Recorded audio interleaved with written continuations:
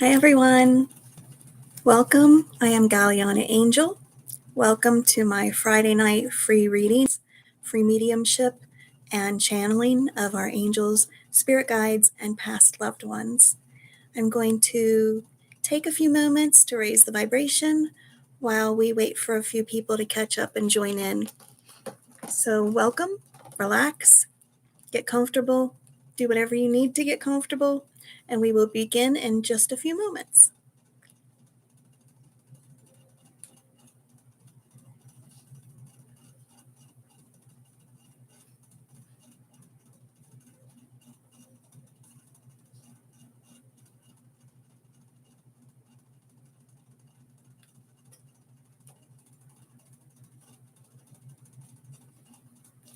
Okay.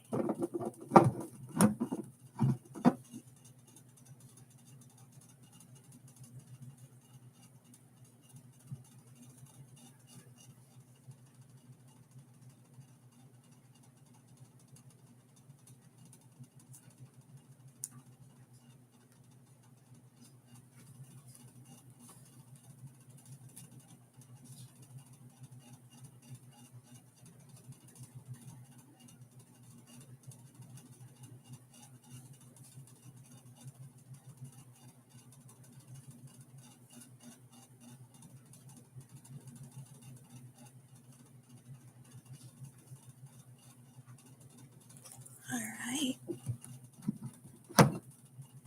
Let's get some vibration going here.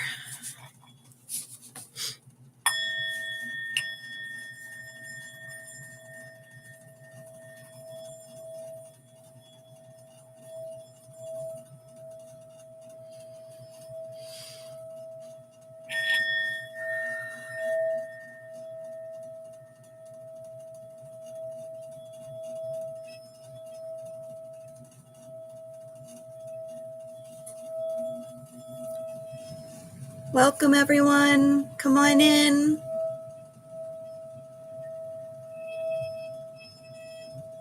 Welcome. Get comfortable. We're just getting ready. As people join, we'll get started here in just a moment. So please come in and get comfortable. Hi, Kit. Glad you're here.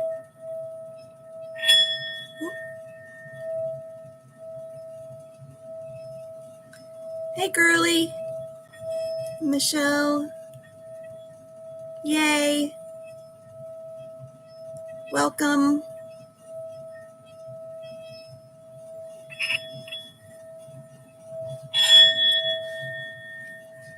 A little bit of clunk there. Sorry about that. My dogs don't particularly like that noise, so they're looking at me all crazy. Thank you, Michelle. Actually, if you don't mind, if you guys are both going to be here, if you guys could kind of work together on that, I'd appreciate that. If not, and one of you needs to hop off, that's fine. I completely understand. I just know that when I get into the gist of reading, it's hard for me to keep track. But if I ever need, if one of you need to leave, I can always go back and re-look through the comments. So it's really not a big deal, but it does make my life a lot easier if you guys are able to help me out with that as well. So thank you. Really appreciate it. Okay, so we're going to be getting ready. We're going to start fairly quickly this week. I'm just going to give it another minute or two to see if anybody joins in that's on the list from last week still. Kit, do you remember if we did Deborah last week? I know we did Christina, and I can't remember if she was last and if we got to Deborah or if we didn't get to Deborah. Do you remember, Kit? I know we stopped right in between there.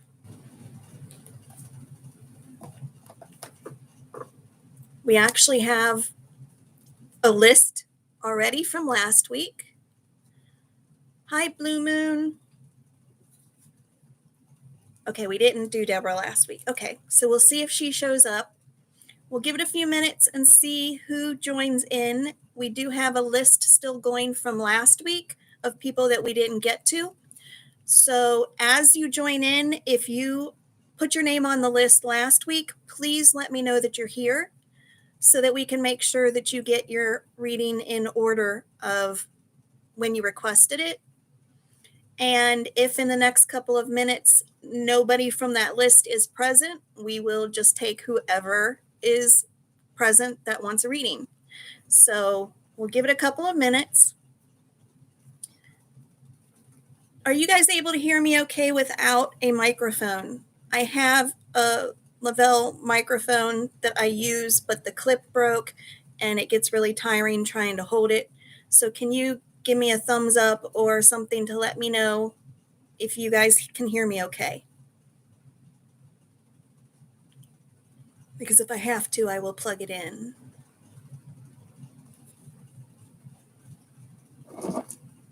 Okay, great. Perfect.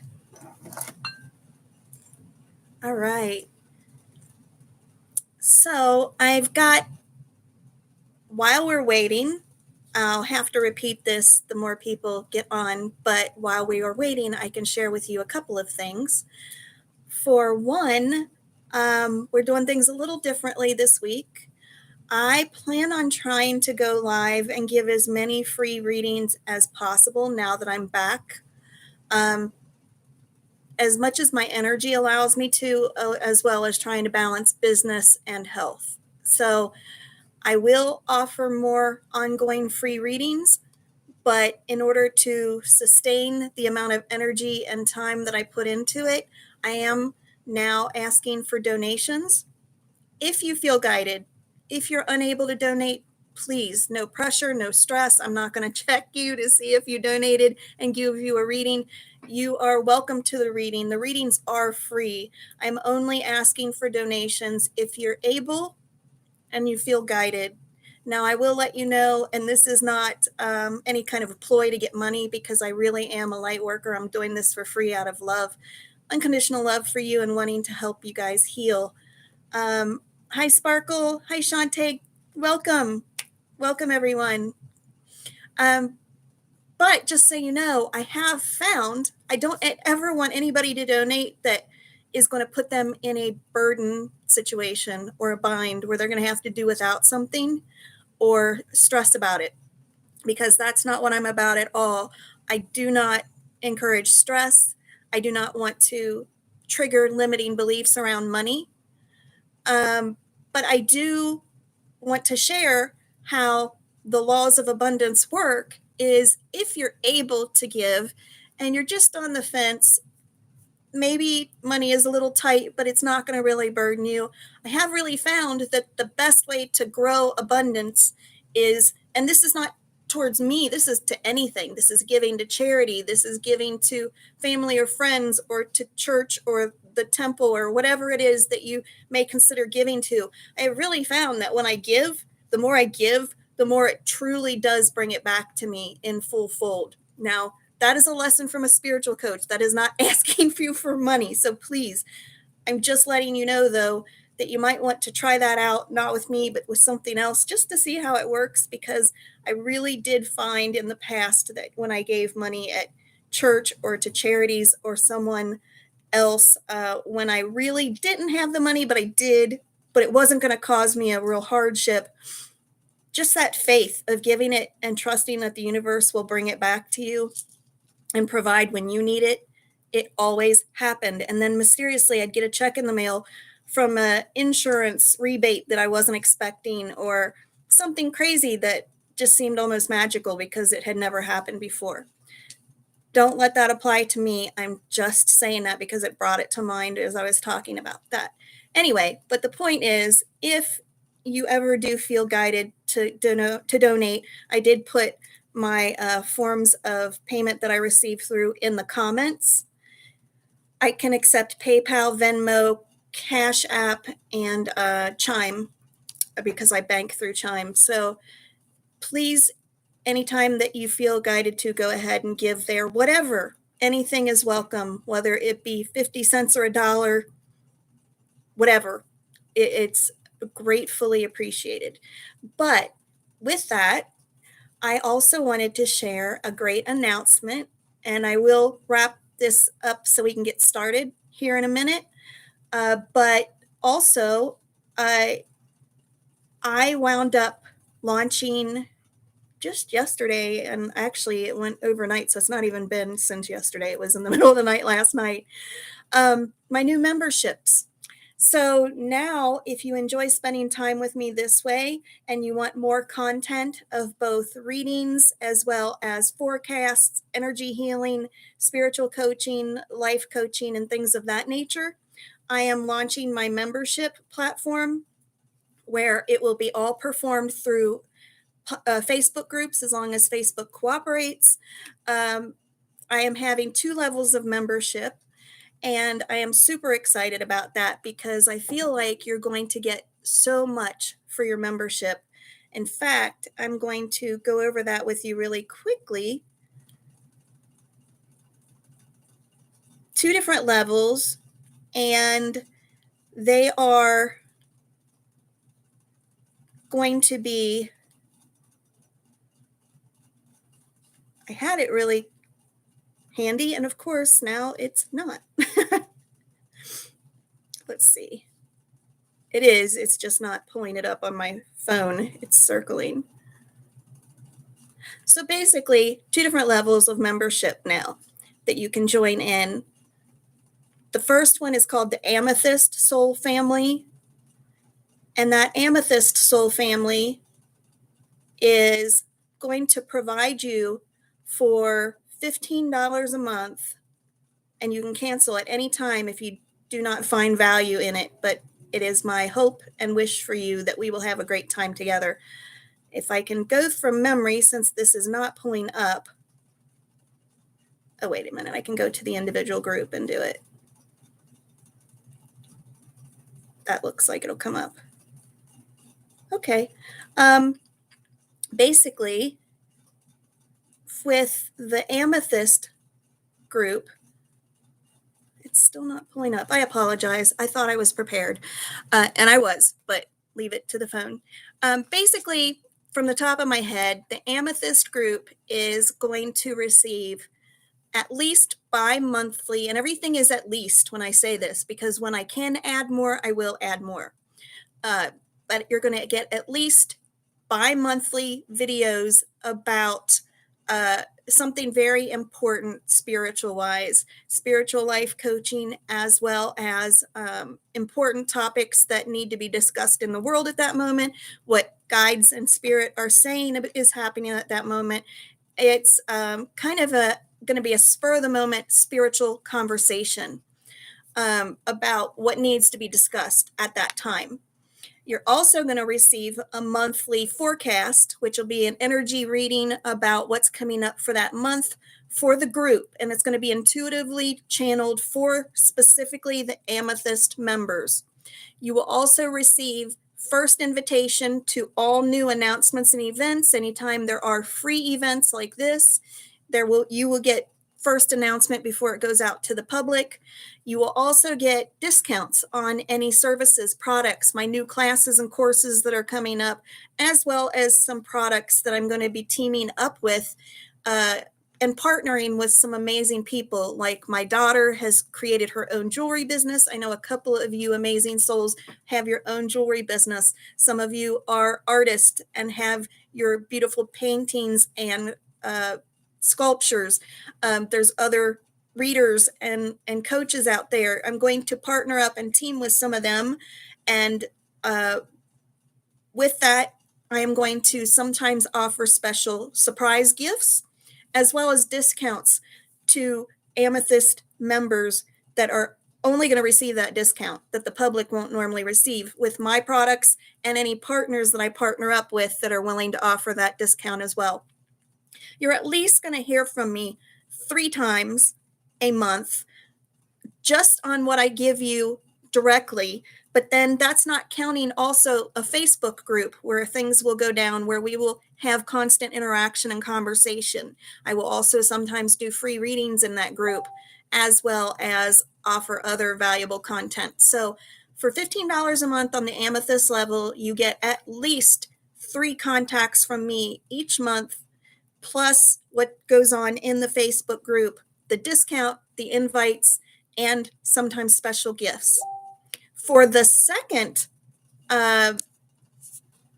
sorry, trying to keep watching on your comments here. For the second level, that is the Sapphire level. It's called Sapphire Symbiotic Soul Family. And for that, it's $30 a month. For that level, you get everything I just mentioned in the Amethyst level. But besides, instead of the Amethyst discount, you'll get a deeper discount, a Sapphire discount. You'll also be guaranteed placement of anything that you sign up for that has limited placement. So if a course or a class, free or paid, or readings, not this kind of a reading where you're guaranteed to get a reading every reading, because that just wouldn't be fair to everyone, but like a course or a class or a big event where there's a very small group, Sapphire members will be given first dibs, whether it's paid or not. Obviously, depending on the amount of members and the size of the class, that will have to be taken into consideration, but you will get first dibs. But even more importantly, you will get once a month at least a 60-minute event with me where we will have live readings like this included. So only Sapphire members in group will get access to me, free readings once a month at least in group. Plus, we are going to have bi-weekly, bi-weekly. I was going to say bi-monthly, same thing, right? We're going to have bi-monthly videos with the spiritual conversations. We're also going to have once a month on live conversations, spiritual, what I call soul conversations live. And what I'm going to introduce this year is I'm going to start doing paranormal investigations like I always have, but I'm going to start streaming them live in group for Sapphire members. So you will be able to go with me to some of the most famous haunted spots in America, like Waverly Hills Sanitarium, Mansfield Prison. There's a bunch of them around here within just a 4 to 5 hour range, that including right here in my own backyard, that I will be doing all night paranormal investigations, and I will stream them live in the Sapphire membership group. You will be able to attend along with me, help me, be my eyes and ears, and catch what I don't catch, and we will have conversations around it. That's not going to be monthly, but it's going to be as often as possible. That's included with the $30 Sapphire a month membership, as well as, like I said, the Sapphire deeper discount and first dibs and guaranteed placement in limited places. So you're going to have at least 6 direct contacts with me, plus what goes down in the Facebook group, plus any paranormal investigations and special Sapphire only gifts that you may get, not monthly, but occasionally, at least probably a couple times a year. So that's just off the top of my head. There's actually more involved in that. I did put in the comments the link to be able to contact me to join up for that membership. So if you are interested in either membership, please visit that link and sign up as soon as possible, because I am hoping to get started next week, and I need to have enough members joined in by then to make it worth getting started. But I have so many great ideas that I have saved up for these special occasions specifically for members. So while I'll still do things like this for the public that you'll have access to, it will really be the members groups that I'll be focusing on more, as far as giving more of my time and energy, because I want to make sure that you get full value for your money every month. Like I said, you can cancel at any time, and it's totally up to you if you think you're getting enough value or not. But it is my hope that we are going to have a lot of fun. I'm also hoping to hop on at various times of the day and night from time to time and surprise people and just go live, and then have conversations and readings with just those that happen to pop on at that moment, and let fate take its course. Let spirit guide those that need those messages in that conversation right at that moment to find me when I pop on live in those groups for the membership.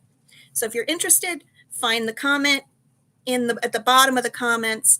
It's called Soul Family Memberships on Facebook. So please join me. I think we're going to have so much fun. It's really going to be like a friends group, a soul family group, where we are going to just be best friends and hang out as much as possible. It's not going to be like stuffy and formal. It's going to be a lot of fun.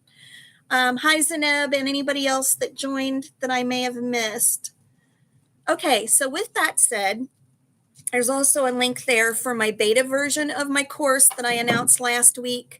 I am still accepting placements for anybody that wants to sign up for My Soul Purpose, my full course that is a course on how to learn to connect with your intuition and connect with your higher self so you can receive guidance so that you can do your own channeling to find out what your plan is for your life, your soul's divine plan, to learn about all things life purpose so you can figure out what your life purpose is, how to remove obstacles, what's been holding you back, what has you stuck, what got you off the path in the first place to your life purpose. This amazing course, if you feel stuck, unhappy in any way, I am launching it next month, but right now I am accepting people to sign up for the beta version.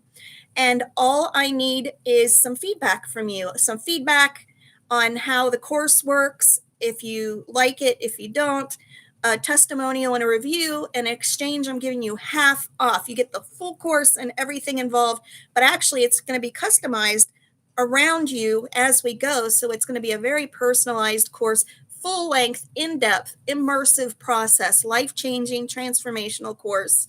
And I really need just a small group, a few people to sign up, 10 to 15 tops, so that we can have online discussions like this, but in Zoom, where I'll actually be able to hear you talk to me and get your feedback about the course. And in doing so, you get all of the things you get from the course for half off, just in exchange for your feedback and working with me personally. You'll actually get to work with me one-on-one on your path and your journey and your experience as well. That link is in the comments as well. So let's move on. So far, I'm going to read the names off the list that are still on the list from last week, but so far the only one I actually see, I think, two, is Zainab and Shante.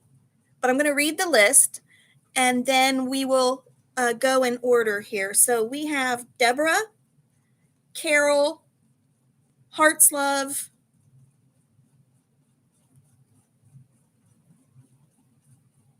I'm sorry, it's a Jackson. I don't see them present, so it's not going to be relevant at the moment. Then we got You Are Wealthy, which is Lauren, Earth Angel, Shante. So unless any of those people are here, and if you are, please speak up. Shante is going to be first. But if you heard your name and I don't know you're here, please let me know that you're here. Then we've got Penny Lane, Michael Hernandez. I can't tell if that's Michael or Michelle. I apologize.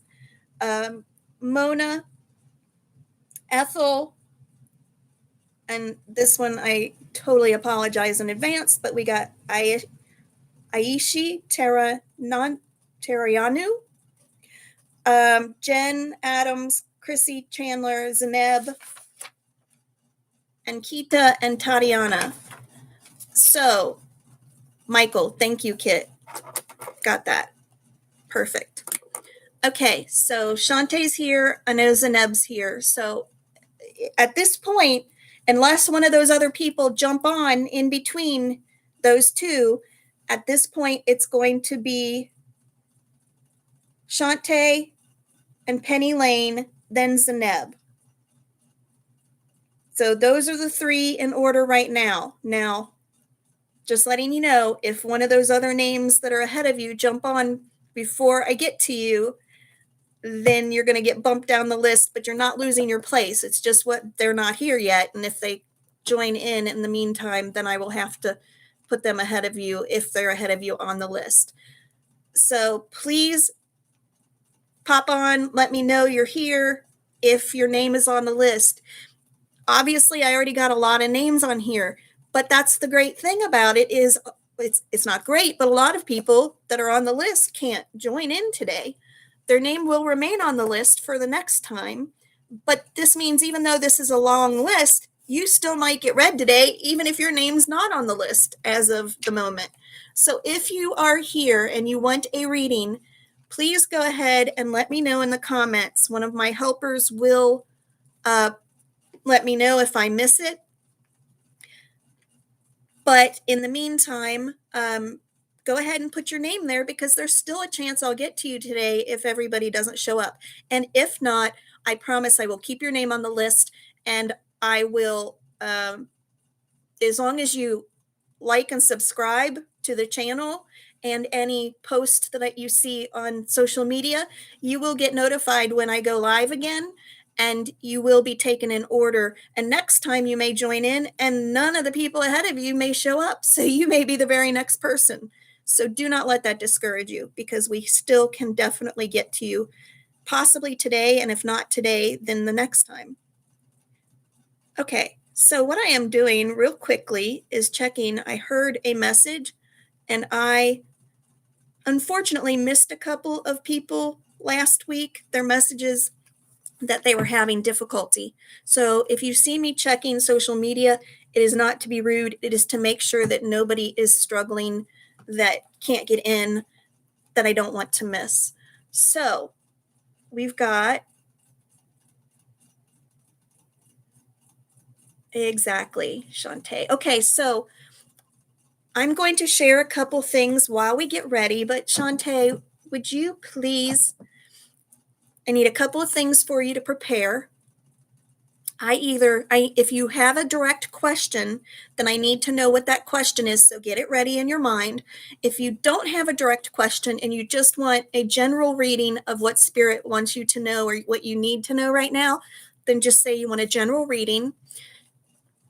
I am going to show you all the cards that I have with me, and I know you're not going to be able to keep track of all these, but please just see if one of them resonates with you so that you can let me know when it's your turn. So Shantae, we have a magical unicorn deck. If you're interested in past lives, I have a past life reading. Now I am doing intuitively, and it is mediumship as well. I just am using the cards to assist in the messages. It brings through a little more clarity sometimes. Fairies, this is the fairy deck. Native spirit.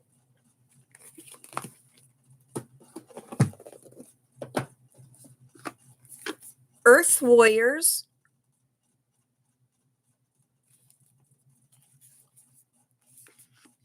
Oh, I love you, Michelle. I'm so glad you're here.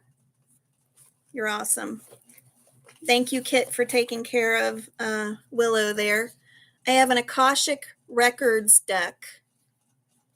If you want to directly connect with the Akashic Records. I know this is a lot of decks. You know, I'm just sharing. I'm going to share them with you once or twice, and hopefully you guys will catch it. But this is called the Divine Circus Oracle. Isis. Sorry, Isis. So this is all like the Egyptians, gods and goddesses and ascended masters.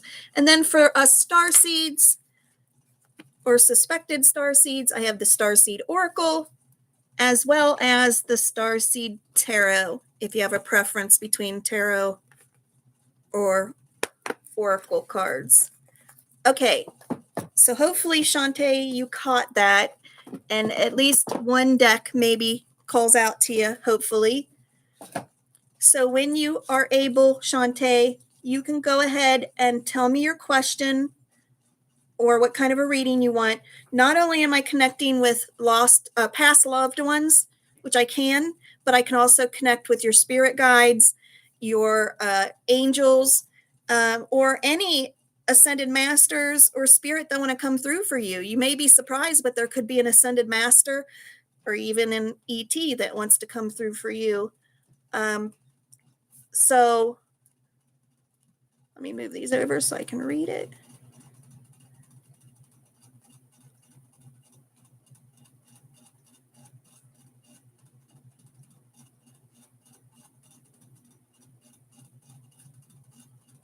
Okay.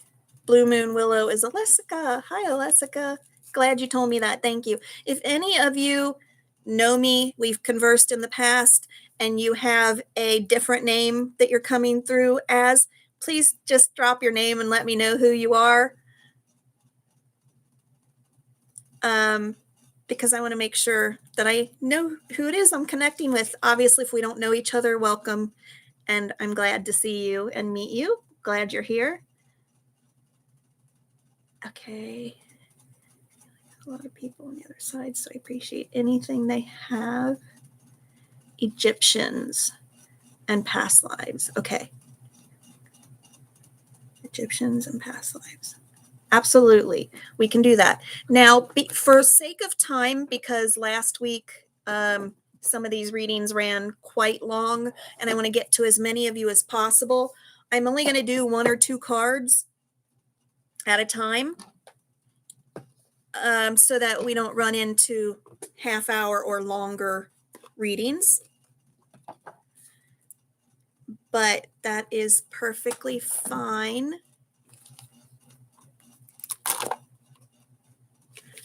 Okay, so just so you know, I wanted to, something came to me when I was getting ready to go live, and that is, I shared a lot with you last week about where I've been. For those of you that don't know me, most of you that are present know me, but some of you are going to watch this later that do not know me or enough about me to understand who I am. I am a spiritual life coach, life purpose coach. I'm also a life coach. I am an intuitive medium and a channel. I am able to connect with angels, spirit guides, ascended masters, anyone in a different dimension that is of love and light, that is willing and able to come through. I am able to connect with them. But I shared a lot about my life and what I've been through the last year, how much I've grown and how far I've come in the last year. I shared a lot of that with you to hopefully inspire you, to let you know that whatever you're going through, it's okay. You can pull yourself up out of it, and you can become better and greater for it. And you absolutely can build a new life, and that you are the creator of your life. You have God, creator, source energy running directly through you. So at any moment and any time, you can learn how to connect to that, and you can start making new life choices that will create the life of your dreams and your desires. That's what my course that I developed is about, is helping you do that. My course I created to be able to share with you what I went through and the process that got me out of the horrible, horrible life that I was in. And I was so unhappy. But I shared a lot of that also because I wanted you to understand how important it is that if you feel drawn to take care of yourself, to rest, to get off social media, to take a hiatus, to vacation, whatever you need to do, if you feel that you need to take care of yourself, you absolutely must do it. I think a lot of us here are light workers. We are wonderful, giving people, if I do say so myself. No, but we are givers. We really want to serve people. We love our fellow man, and we really want to help others. And because of that, we want to give, and we forget that there has to be an equal exchange of energy, and that we also have to have balance in all of it. We have mind, body, and soul has to be balanced, or we will get depleted and we will get sick. And then we can be no good to anybody. And I think because of limiting beliefs and society, we've been taught that taking care of ourselves first is selfish, that you can't put yourself first. If you put yourself first, you're not helping others the way that you should be. You're in your ego, you're in yourself, and you're not concerned about others. And that's not true. That's absolutely not true. In fact, you truly cannot take care of others and be a healer until you heal yourself and until you take care of yourself first. It really is essential that you care for yourself, get the rest and the sleep that you need, take off work, take off whatever it is that you're giving, And I know a lot of us lately, because of ascension, because of the awakening, a lot of us are being called to step away from the news, step away from social media, get off the internet. There's a lot of reasons for that. For one, it's very toxic. The energies that come from the internet actually exude into your soul. You can actually feel it, and it affects your body and your mind. You also get the radiation and the EMFs from the Wi-Fi, from the electricity, the devices. You really can get sick from being on the internet or the computer for too long. But also taking care of others. We feel or have been feeling called to take a break sometimes, or take a break from certain relationships or our job. And if you're feeling that calling to do so, you must listen. So before I move on and we start with Shantae, I just wanted you to know that that's another reason why I shared everything that I shared last week, is because a long time ago, I didn't take this advice, and it made me very sick. I was afraid of letting people down. I was afraid people would be disappointed in me. I was afraid to stand up and have boundaries. I was afraid to say no. And I really didn't have a backbone, and it really cost me a lot.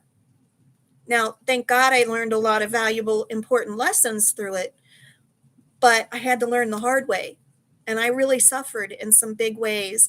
And I really don't want to see you suffer. We're past that now. We're at the point in our ascension and awakening right now that we're beyond that. We can't allow that to happen anymore. We really have to start buckling down and putting ourselves first.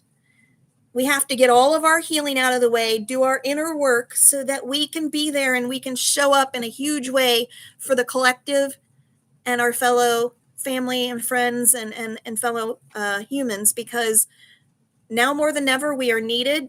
And very, very soon things are going to continue to appear to get worse and get scarier.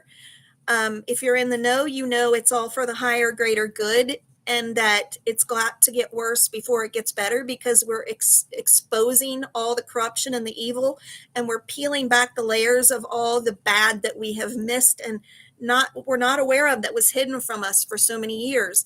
Well, that's all being brought to the surface, which means it's going to get scary, and the dark is going to pull out all the stops to try and grasp and get their hooks in us and to win this war, our spiritual war. But they're not going to win, and things are going to get better, and it is going to be beautiful. The reward is going to be felt so worth it. But in the meantime, we have to work right now to get ourselves straight, to get our healing done, so that when things get worse and erupt and people are really scared because they're not aware of what's going on like we are, we're going to be ready. We're going to be ready for them. We're going to be ready for the dark. And we're going to be standing in our power, and we are going to be that light army that helps bring in the new earth. And then we also get the biggest rewards first, because we're already hip to what's going on. We already know that this is our reward and that we can accept it and enjoy it, when everybody else is still going to be walking around in awe and like in shock of what they just experienced. So please, please, please, please take care of yourself. And here's the other thing too, real fast. Please be really patient, and don't let others trigger you if they need time to themselves. Okay, I learned a really valuable lesson last year right before I left and took off for a year. A couple of people that I got pretty close to and really love and care about were triggered. I gave a lot to them and I invested in the relationship, but I also had to balance it with everybody else, with you all, and with my business, my children, my family. By the way, I have a special needs child. I had a husband that was going through his own hell, and a special needs daughter, and I had a lot going on besides being physically disabled myself. But I still wanted to invest in those people, and I loved them so much, and I gave a big part of myself. But it wasn't quite enough for them and their expectations. And when I couldn't make promises that they wanted me to make or be there for them in the way they thought I needed to be, it triggered them and it caused them to react in a way that really was kind of hurtful, was kind of painful for me to watch and experience. And at the time, I wasn't quite where I needed to be with some of my triggers. So I let it really bother me. Now I understand and I can send that person love and just feel for them that they're hurting and that it's their issues that they need to deal with. And that I know I was there for them as much as I could be. But I also had other things that I had needed to tend to. So what I'm sharing with you is not calling anybody out, just the opposite. I want you to be patient with those people because as you set your boundaries, as you start to heal yourself, as you work to take care of yourself and put yourself first, it's not going to sit right with some people. Some of those people you're growing out of alignment with because you're raising your vibration and they're not, and you're not meant to carry those relationships on. And you're going to be dealt a really difficult decision to have to decide whether to separate yourself from them or not. But if they're not bringing something to the table, then and you've outgrown that relationship, then you've learned all you can from that relationship and it is time to move on. But don't get upset.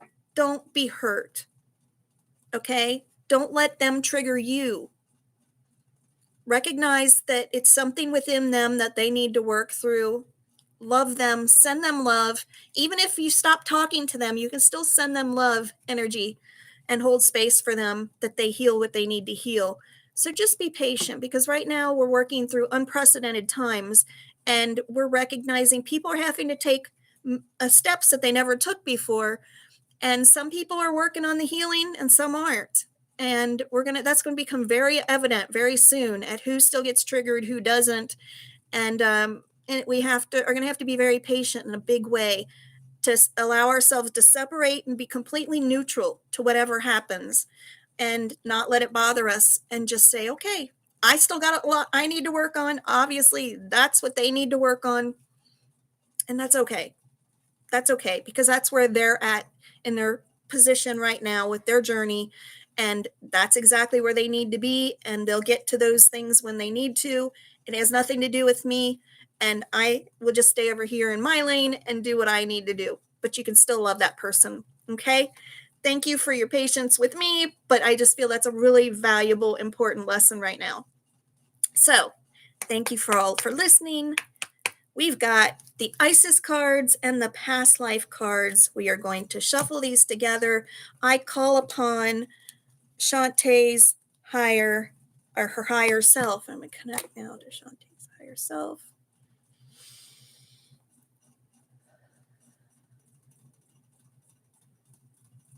I ask Shantae's guides and loved ones to step forward so that we can have what messages you want for her to have. Shantae's guides and loved ones, step forward. Please, one or two cards, tell us what Shantae needs to hear right now, who she needs to hear from, and give me whatever messages she needs beyond those cards.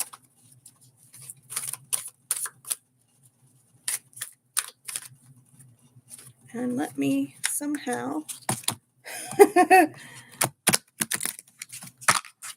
There we go. All right. So with that all said and done, Shantae's guides, please give me what Shantae needs. One or two cards.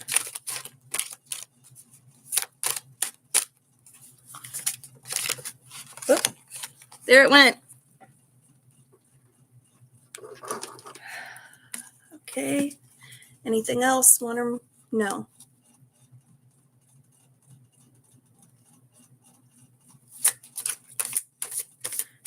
Telling me yes, one more, because that one's going to be a short message. And there is something else that she can learn.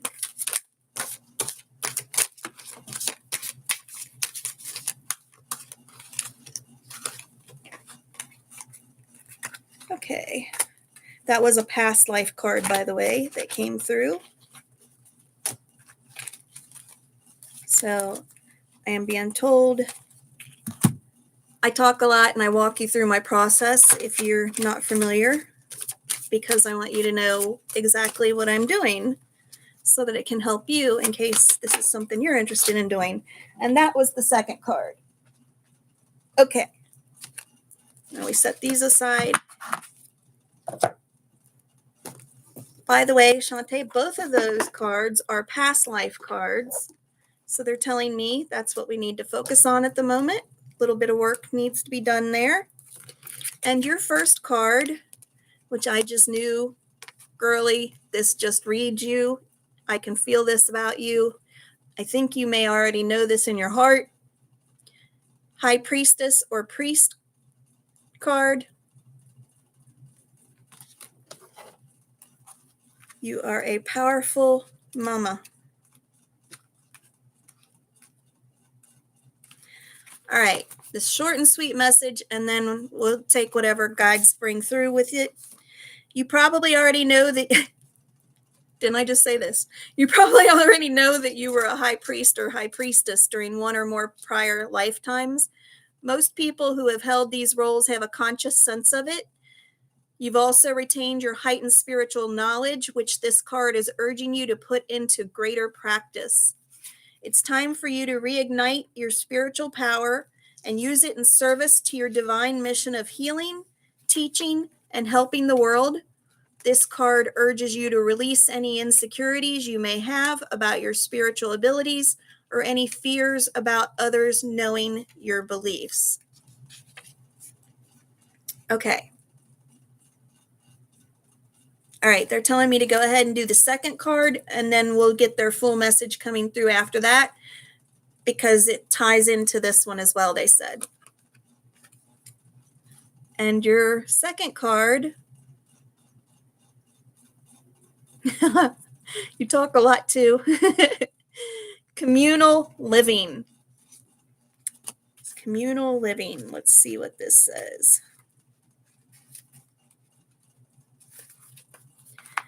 The lifetime significant to your question involved a communal setting, such as a convent, monastery, or tribe. Your earthly needs for shelter, clothing, and food were provided for.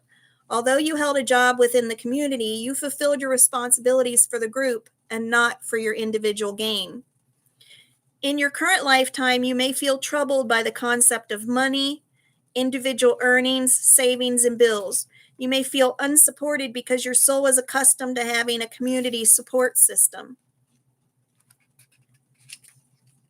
My pages. Okay. To assimilate in this lifetime, find the balance and harmony between individual and group needs, between give and take. Understand how you fit into the culture and how the group can help you achieve your individual goals and aspirations and further your spiritual growth. And remember, no man or woman is an island.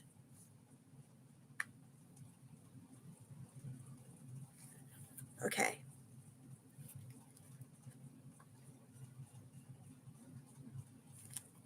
So Shantae, what they're telling me is these two absolutely do go together. You were, and they're telling me this was in more than just one lifetime. Sorry, I'm looking for my tissue here. My allergies. That this was in more than just one lifetime where you held a spiritual, powerful role of either a priestess or a position of power within your community, including in Egypt, I'm being told. You were revered within your community in Egypt, where you were given great power. I believe that the first one was some kind of a Celtic, European position.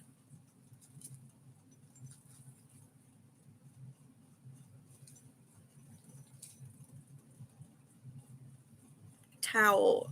Okay, I think something, to me, that means Asian. I'm not sure what it means, but I'm hearing the word Tao, like T-A-O, Tao, Tao. I may have to look that one up.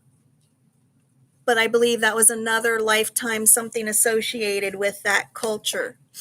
Anyway, point being is you've lived multiple lifetimes where you enter a highly regarded spiritual position. And within that culture, you definitely were provided for because you were looked up to, you were revered, and you were offering a service, an important service to the community. And because of that, yes, you did not have any respect or appreciation, not in a bad way, in a good way, for money or finances, because to you, they're not of importance, except for you just assume barter for your needs, trade for your services in exchange for meeting your needs. But because of the way your communities used to work back during those lifetimes, it was just assumed that you never had to worry about where your next meal was coming from. You were welcomed in, you had your own home, but you were welcome into others' homes. You were always invited to others' meals as well. And because of that, you really have this disdain for modern society here in this lifetime that doesn't practice that same kind of reverence for each other, whether you're in a high position or not. So I feel like you really struggle sometimes with this earth and this 3D life of why you can't get what you need for free, why you have to pay for your electricity, why people have to pay for their water, and why people have to choose between their food and their medications versus keeping a roof over their head. And I feel like this really actually triggers you in a way that makes you angry because you see how people are suffering, you see how people hurt, and you know this is wrong. You know that this is a society that should have never evolved, that this isn't evolving, this is a step backwards. But you see the evil. And I feel like even at a young age, you saw the injustice in homelessness. And you saw the injustice in hunger. People from third world countries dying of hunger, starvation. And even at a young age, you saw that this was not okay. This was not correct. This is all fixable. That there's no reason that we should have this. We all have the ability to work together. There's far more resources than there are humans, and no one should suffer this way. And I feel like you have a calling because of this, you have like this deep seated in your subconscious, even just a calling to go home, to go back to that time and that place, but even more so, go home, back to either another planet or another dimension where none of this exists, in the higher dimensions. And Spirit is telling me it's okay.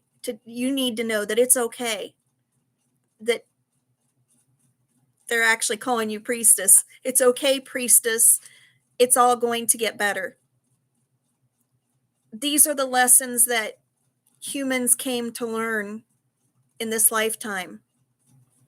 And that because of people like you and your vibration and your energy and others, we're going to help make those changes happen. That we fortunately have only had to see and experience this for a few generations out of the hundreds of thousands of years that people have lived on this planet, and that we are headed back in the right direction, but even better, because soon, very soon in the new earth, they're telling me there's not going to be even expectation for anything in exchange, that everything will be provided. You just get it automatically, and you don't even have to provide a service or be considered high up in the community to get it. It's just going to be automatically given because it's a God-given right to have. But they are telling me, and I am catching your messages here, and you're absolutely correct. It is very hard to understand all of this. And yes, you have to teach them. That's where I was going next. Your guides are telling me you absolutely need to share this with everyone and show by example. And you're going to blow people's minds. Even if you don't get the reaction that you hope for, you are going to impress people and inspire people to be the same. Even if you don't see the outcome right away, down the line, it's going to play out where it's going to make a difference. And when things really get down to the rubber meeting the road here soon, everybody that's observed you and you setting an example and your energy and all the others like us that feel the same way, those that we've inspired are going to finally step up and say, you know what? I want to do the right thing too. And before we know it, everybody's vibration is going to be to that point where we don't have to worry about this anymore. But in the meantime, yes, we need to show, we need to lead by example. And Spirit is telling me, when it comes to you not having your needs met, when it comes to you personally experiencing any lack or of any kind, not just lack of resources or finances, but lack of respect from others, lack of patience or compassion or empathy, lack of anything from others when it is in regards to this kind of a thing, all you need to do is be you and be the teacher you are, the leader that you are. And just by doing that, you're going to naturally help not only bring it back to you with the laws of abundance and manifesting, but like I said, you're going to set the example and teach and help usher in the new earth. So that's a big part of your life purpose right now and being here. One is just to be you, just to be you, just to be Shantae, the amazing, spiritually divine creature that you are. To set the example by just being yourself. To teach just by being yourself and setting your own example for what you know is right. But in doing all of that, you don't have to worry about these injustices because it's all going to come around and change just because of people like you and yourself doing those things. And they're also saying, and don't worry about what anybody else thinks about it. Don't worry about whether they have a snide remark. Don't worry about whether they criticize or troll you on social media. That's their problem. That's their issue. That is their process that they're in of having to learn to accept what this world's going to come to. And if they don't catch up real fast and get with the program, they will go on a different timeline where they won't interfere with the justice coming about and the change taking place. So that's really what Spirit wants you to know. Hi, Deborah. Yes, I am going by the list. Your husband's confused. You're prepared to leave your job to fulfill what is needed, but the human side struggles. Yeah. Well, that's a natural, completely natural reaction for any of us. Seriously. That's just one thing that you're going to have to work on is building the faith and the trust that as long as you stay in alignment with this purpose and you focus on fulfilling your life purpose of serving and teaching, trust and believe that just being in that alignment and serving, just like back in those old days, just back in those past lives, you will be provided for. But in this situation, it will be the universe and creator and spirit that provides for you. That it's a natural law set up in your favor that as long as you are in alignment and working towards your purpose, you can trust completely that you will be provided for 100%. So that's really where they want to tie this all in, is they're bringing up the past lives so they know you understand where these beliefs come from, and they're telling you what the future is going to be. But right now, for here and now, they want you to understand that as long as you are working on your purpose, you will be provided for, so you can trust. I know it's hard because you have a partner that doesn't understand and necessarily feel the same way, but you either need to explain to him what this truly means to you and what you truly want, and ask him to please if he doesn't understand it, at least just support you on it. But you also need to understand that right now we're coming to the fork in the road where we are having to learn to separate ourselves. I don't know if you have a religious background at all, but I remember back when I was religious as a Christian, and I believe this is for a lot of religions. A lot of us worried about the day, Judgment Day. When we die and we go before God, we're told we stand alone, that we stand in judgment, that our partner and our children and our families, friends, co-workers aren't going to be there with us to stand for the judgment or the reward. It's just going to be us. Well, I'm just using that as an example, but we're coming to that time now where it's not about judgment. It's not about religion. It's about just our spiritual ascension and the new earth, that we are coming to a fork in the road where we need to learn to separate from everyone else. It doesn't mean abandon them or abandon those relationships, but we need to be able to separate our focus on them and start focusing on ourselves, because this is our journey and we're the only ones that are going to suffer the consequences or reap the rewards of our choices. And this comes to a partner as far as a husband or a wife as well, including our children. You still deal with your responsibilities and basically, still have to take care of what you need to take care of. But if a partner or a spouse, right now, what your most important thing is, because it's so close and the time is near, you need to focus on yourself and your life purpose. And if you can't fulfill that life purpose in a relationship with a partner, then you really have to make some difficult decisions as to whether you're going to stay in that relationship. And I'm not saying like abandon your marriage or your relationship.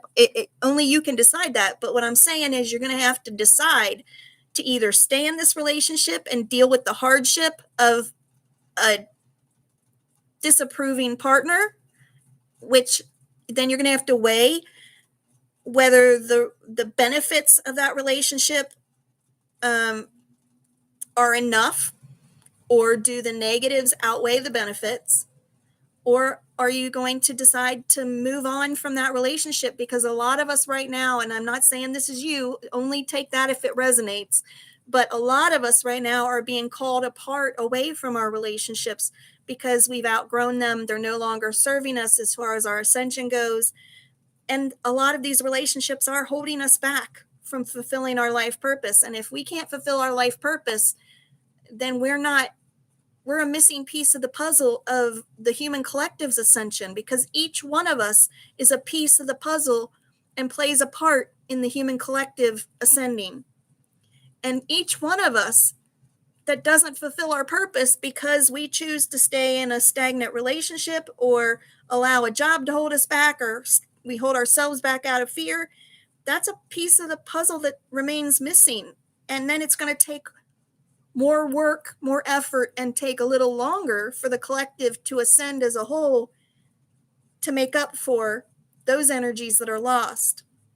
So, like I said, I'm not saying leave your partner. I'm just saying you have some important work to do as far as trying to get him on board and to understand where you're coming from, so that you can hopefully make it easier for yourself, and that he'll make it easier on you, where he will support you in whatever decision you have to make so that you can follow your purpose. And if he doesn't support you on that, then you're going to have to evaluate that. But just let me read your comments to see anything that I missed here. Turn the TV off, focused on energy. Amen to that. Exactly. You got to make it pop. You go, girl. Good for you. And he's very blessed to have you. Extremely blessed to have you for that. Hi, Oracle Warrior. Welcome. Grew up in church, left as a teen because things became more deeper. Things they said didn't add up. Same here. I mean, I was a young adult, but same here. Absolutely. For you. Okay.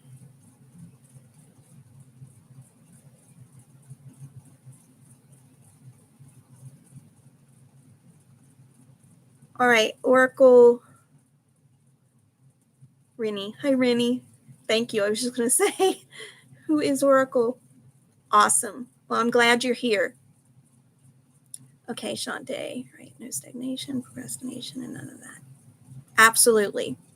Absolutely. Perfect. Well, I'm glad that resonated with you. Thank you so much for the opportunity to read for you. I'm glad you made it, and I have missed you, and so glad that you're here. Okay. God bless you. And I just need to check something really quick, but we are going by the list. I'm just checking a quick message here.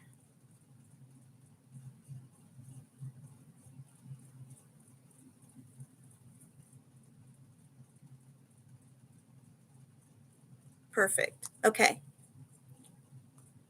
Dang it. Sorry about that. Okay. So, yes, we're still going off the list. So,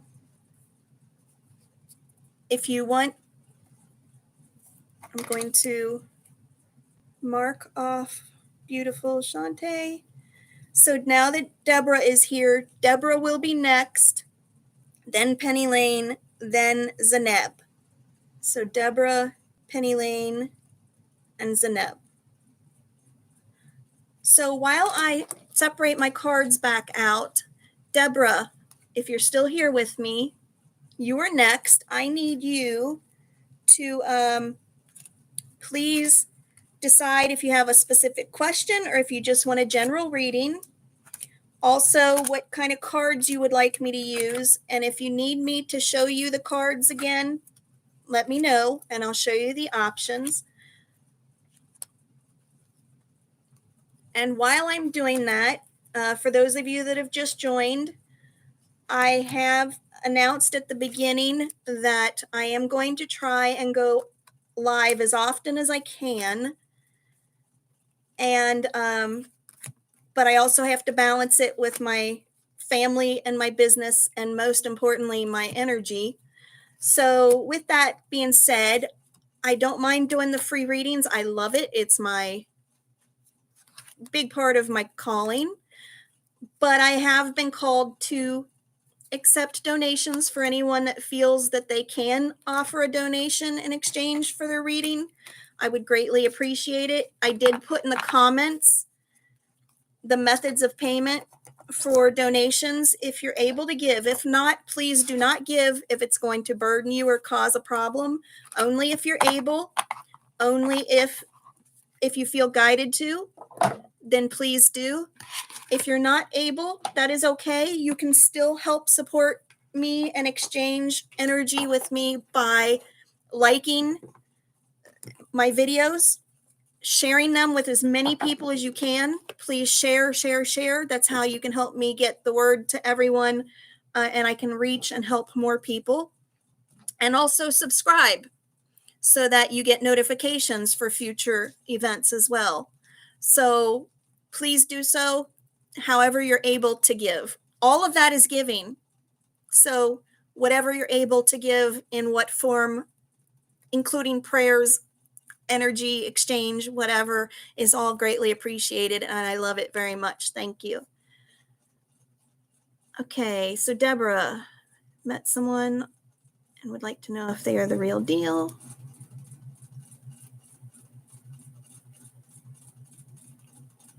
Okay, Rennie, Kit, can you add her to the list, please? and absolutely we'll put you on that list. We do have quite a list tonight, but a lot of these people haven't shown up, so we'll just have to wait and see where we are on the list after I get these couple people through, because I still might get to you tonight if the others don't show up. Okay, so yes, Deborah, I absolutely would love to check that out for you. Do you know which card you would like me to use? Just to check that out as well. I've got the Earth Warrior cards. I'm only doing 1 to 2 cards just so that the cards themselves don't become too long of a reading. And then I can focus on the intuitive part coming through. We got Earth Warrior. We got Isis.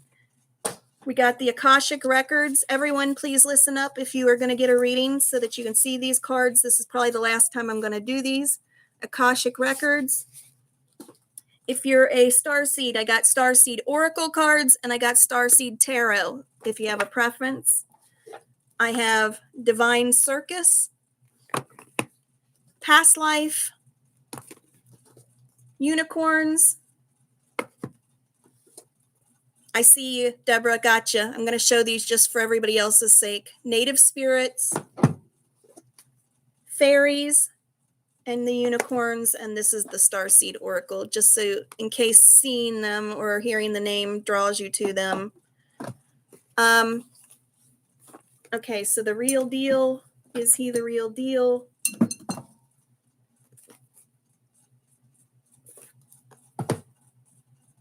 Okay, Deborah, I am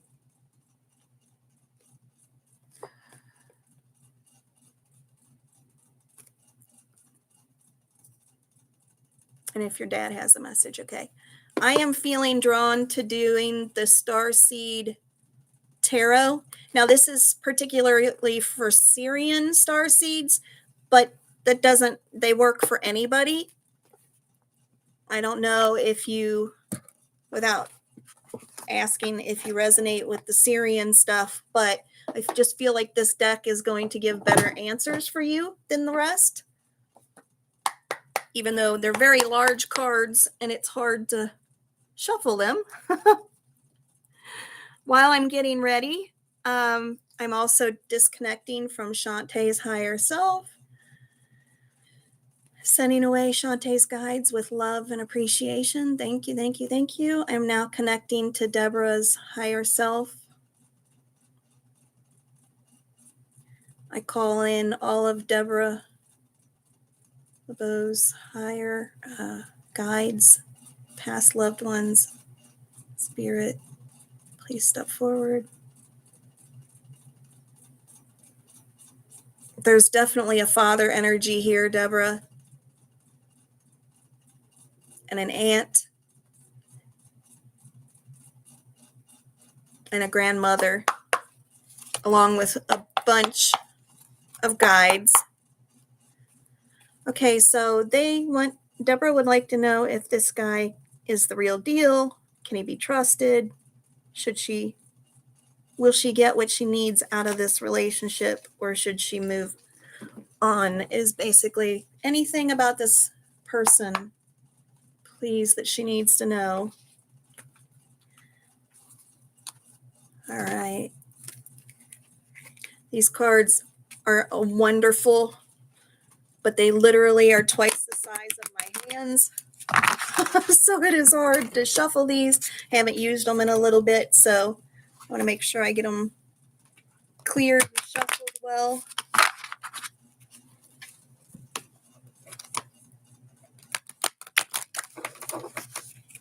All right, so that's half. And we're going to do this one.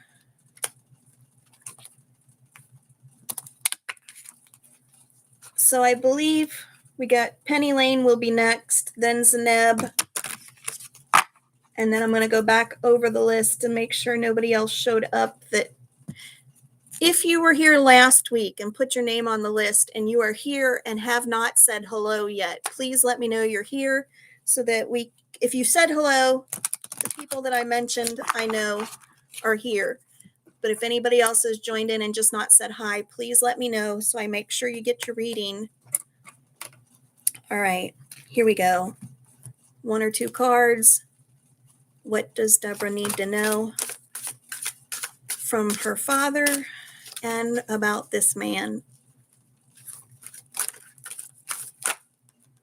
There we go. Does she need more? And that one. Well, that was quick and easy. They're just popping right out of the deck. But I felt your father's or a father presence very strongly. So it's definitely coming through loud and clear. So I wish I had more time to do more. Okay, Deborah. Interesting card. The transition card. And you have this beautiful woman laying here, and her soul is going up to the light, and there is someone there to greet her. Now, this can mean the death of something. It doesn't necessarily mean the death of a person, but it means something in your life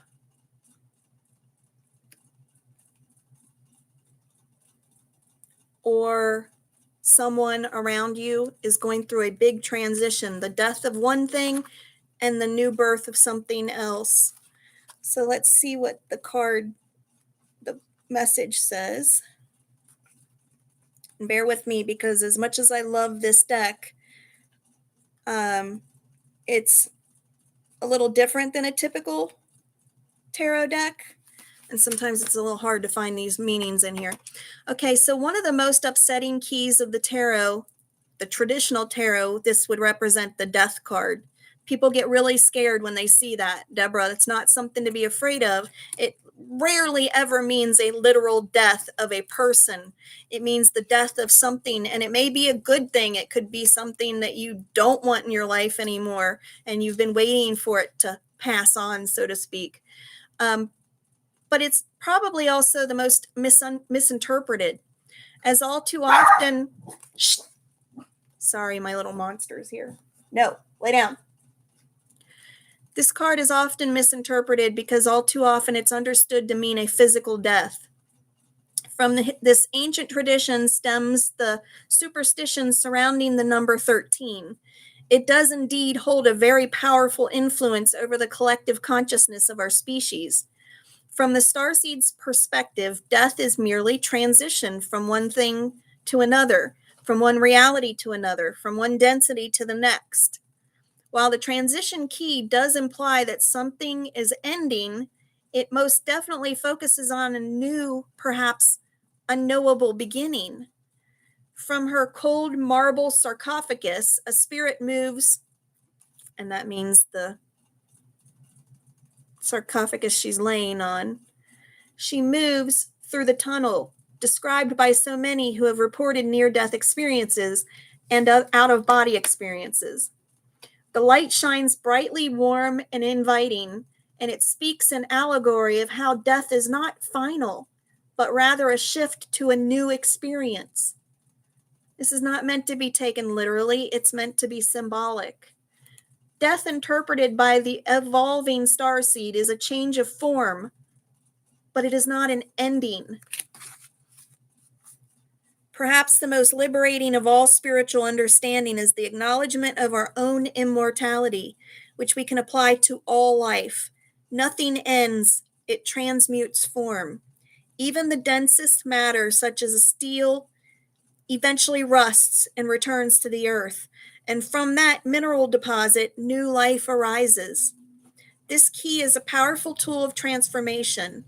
Understanding it, starseed is liberated from the confines of their physical reality. With this key, it can include the following. These are like alternatives that this could mean. Okay, Zaneb, keep that question. I'll try and remember it.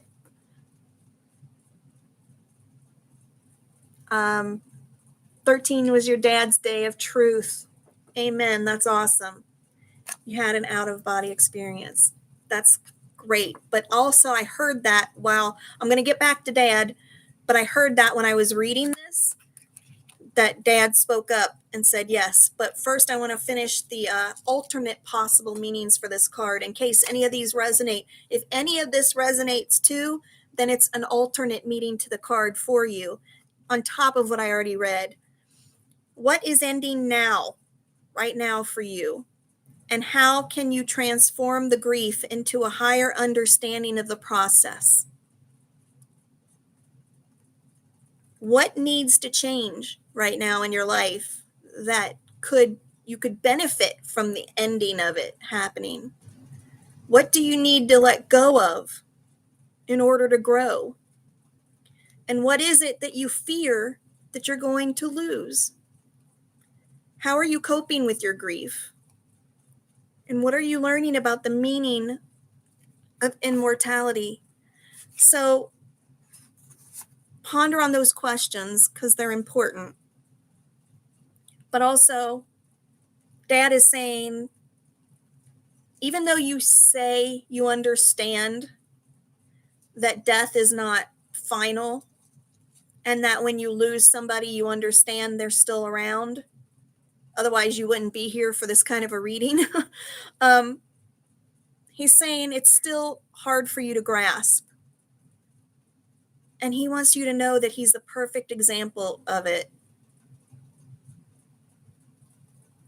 He wants you to know that he is living in a way that he could never have lived in this lifetime, in the lifetime here on earth, that he came here and he learned a lot and he is grateful for everything that he learned and he has no regrets about his life despite making some big mistakes. But now on the other side, he can live and experience things that he could never live and experience here.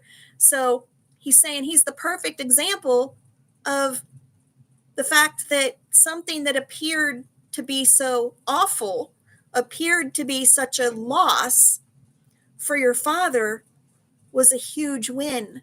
Now, he's saying, don't get me wrong, I miss them tremendously, but in a different way than she misses me because I can see her and hear her every day. And that's what he wants you to hold on to and remember. He says, I didn't go anywhere. I'm still there. It's just like I put on an invisibility cloak and you just can't see me any longer, but I'm still there with you. He said, ask her if she senses my energy. He wants to know if you can sense his energy because it's still around you. And he still hears you and still knows what's going on in your life.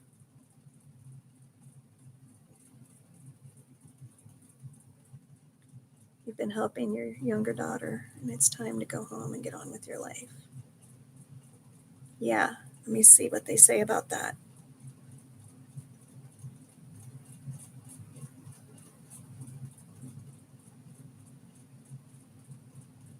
Yes. You smell his cologne. Yeah. He said he absolutely is there with you, and he tries to do things like that to help you to put your mind at ease that he is there. But he said, you really do need to trust that and believe that, though, that this is not final. Nothing is final. And anything can be opened back up. And while you can't change the past, you can still go back on a lot of things, even if you choose right now to close the door on it. But he's telling me, actually, your angel that's with him said that your daughter has a lot of angels supporting her right now. And that regardless to what it feels like to you, your perception of what's happening, they love you and they love that you're helping her and supporting her, but you're not in control. You can't control the situation. That she still makes her own choices and is responsible for those choices. And she has a support team around her to help guide her. And it's up to her whether or not she wants to listen to them or not. And as much as you love her and want to help, and you have been, I'm hearing you've been a tremendous help, you can trust that she's not alone. And they're telling me they know it's painful for you to see her struggle or go through things because you're a good mom. But some of those things are necessary to her journey. And if we try and control everything to try and, not out of ego, just out of love, out of wanting to help, if we try and protect them from everything, we're actually denying them something important that they could really need for this journey, a valuable, important life lesson. And they're telling me to share with my example of me and everything I told you last week about everything I went through. I know my mom would have given anything to take away all my pain. She would have done anything to prevent me from hurting and struggling the way that I did.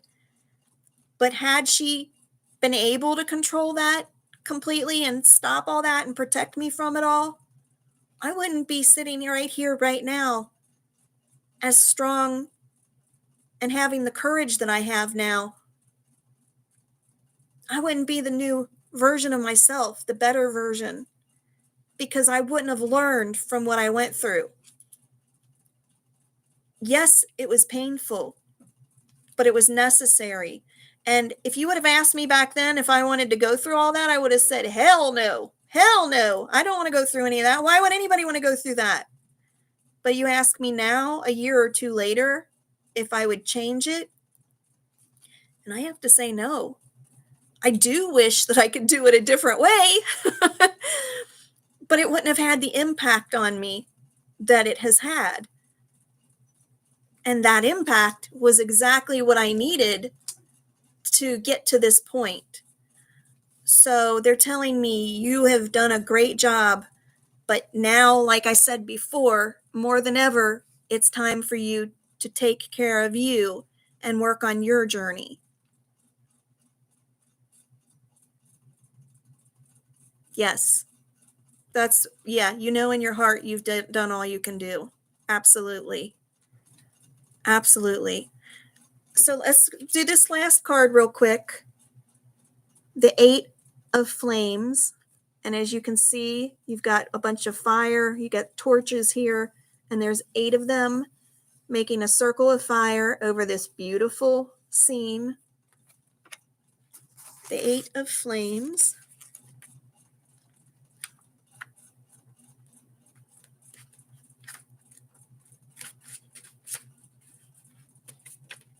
There it is. Okay. Integrating all that creative fire is like igniting a flaming pinwheel of fireworks. When everything is out front and all creative ideas are equally respected and celebrated, pure combustion occurs. With all these elements coming together in such a powerful way, expect an explosive finale. Like the strength key in the major arcana, the 8 of Flames is ready to seize the moment, prepared to strike when the iron is hot. The wheels of creation are turning, and something is about to pop. Feel the power of that energy, whizzing around a central point, about to culminate in an explosion of creative fire. So something huge is coming for you, Deborah. This key is also complemented by the Great Wheel in the Major Arcana, which speaks on a grander scale of the ending of a great cycle and the beginning of another. We just talked about that transition. Amazing how these completely random cards fall out of the deck and they wind up being connected. It always happens. So this creative, amazing explosion that's about to happen is going to only happen because of the ending of something that's coming to a close is going to make room and make way for this explosive, creative wave to happen for you. If they both appear in a reading, which they did, be ready for an all-out explosion and an enormous life-altering turn of events. Wow. Are you ready to bring conclusion this great work to this great work you have been involved in? What spiritual lesson have you gleaned from this process and journey? Are you ready to let go, knowing you have reached a culmination in this experience? Is it time to take a break, step back, and get in new insights? Now, the question is, how, if any, does this apply to your gentleman friend we asked about? So let me ask about that. But really importantly here, they're saying, Deborah, you know it's time to go. You know it's time to focus on you. And that second card is the confirmation of that once you do that, you are, you hear when one door closes, another opens. You are opening the door for an amazing opportunity to happen. And you are welcoming in new, amazing love energy. And that can be love relationships. It can be love career. It can be love creativity, just loving yourself.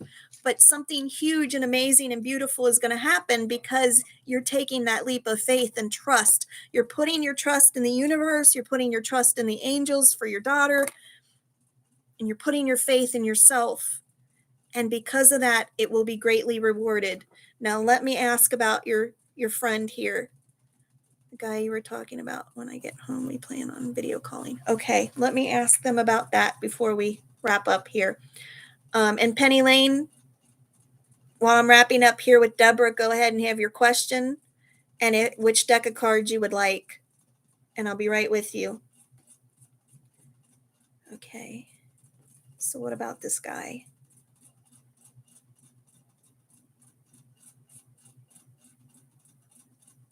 Okay, they're telling me it's not that he's not the real deal and there's nothing to fear with him. I just feel like he is a temporary place marker, for lack of better words. I'm hearing it's temporary fun. This is not going to be your twin flame or life partner necessarily, but it's somebody that you can enjoy talking to and get some fun exchange of energy until you realize it's time to move on, because they're telling me they've got something bigger and even better planned for you. So this guy is nothing to fear. I feel like not everything, he's not going to be 100% up, transparent, and open with you. I feel like he does have some walls put up. Doesn't mean he's a bad guy, but he has some baggage, some history. I don't feel like he's going to do anything to intentionally harm you in any way, and there's no reason to mistrust him. I just feel like he's not going to be very emotionally open, even if he kind of presents that he is.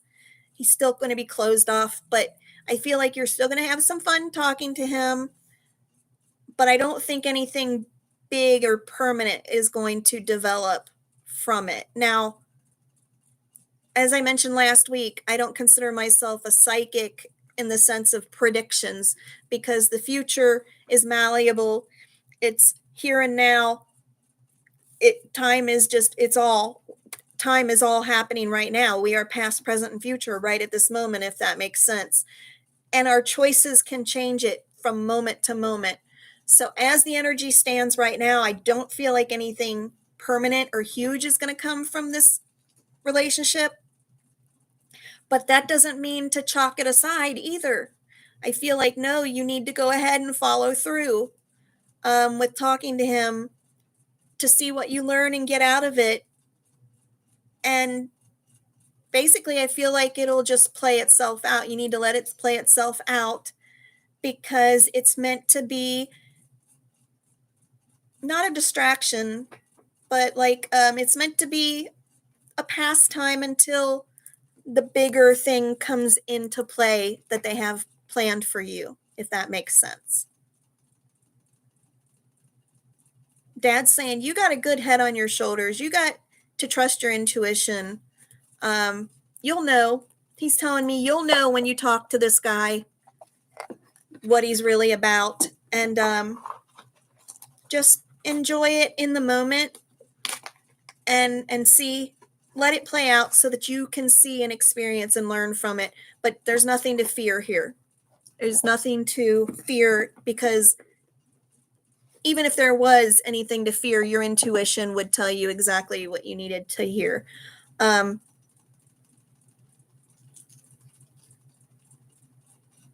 he misses you. Dad loves you, in the sense of not being able to be right where you can see him. But they're saying you're on the right track. Keep doing what you're doing and what you know your heart is telling you to do, and it's all going to work out in a big way. You got some really great things in store for you very soon. Okay, Deborah? You're right. Your intuition is usually on the money, so you can trust that. All right? Thank you for that opportunity. Okay, so next is Penny Lane. I'm going to read the names off of this list. I don't think any of them else are here, so we can keep going, except for Zeneb, and we're getting to him after Penny. So basically, I'm going to read these names, and if any of you I call are here, let me know in the comments so that we don't miss you. You did Deborah. Next would be Carol, Heart's Love, Jackson, Lauren, You Are Wealthy, then Penny Lane, which we're about to do, Michael Hernandez, Mona, Ethel, Ayashite Ryu, excuse me, Jen Adams, Chrissy Chandler, Zeneb, Ankita, and Tatiana, and then Rinny and anyone else that's come in and requested. So if any of you are here and haven't told me yet, I know Zeneb's here. Please let me know in the comments. Otherwise, after Penny, we're going to jump down to Zeneb. Even though he's got quite a few people in between him, he's going to get to his reading tonight regardless of those people. And if none of those people show up, then those of you that have signed up tonight, I might be able to still get to you tonight as well, because we're still fairly early. Okay, so Penny. Read, and you are very welcome, Deborah. Telling what Spirit wants you to know, whatever deck Spirit feels. Well, that's really simple, Penny. Thank you. Okay, which one for Penny Lane?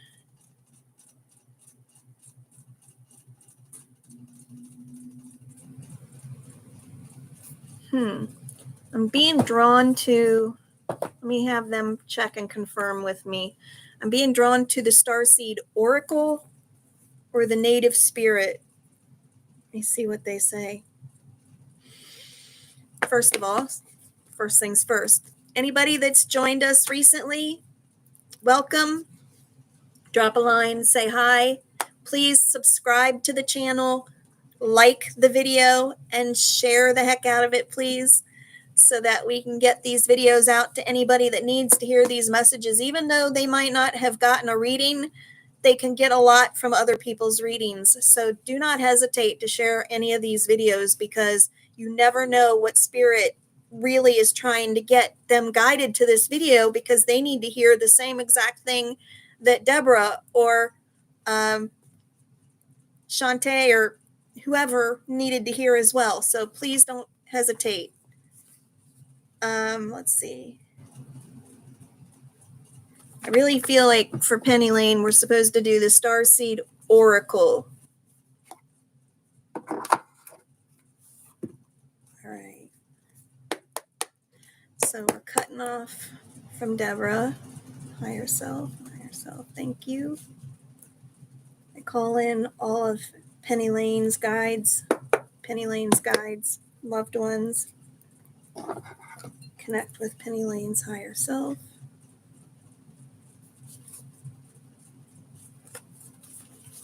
Okay, Penny Lane's guides, we need to know what you want her to know.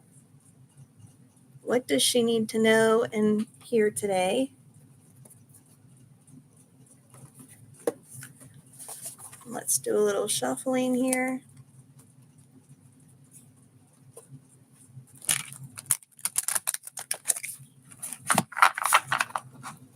They look the same. I shuffled the book right into it because I got the same picture on them. I knew that didn't feel right.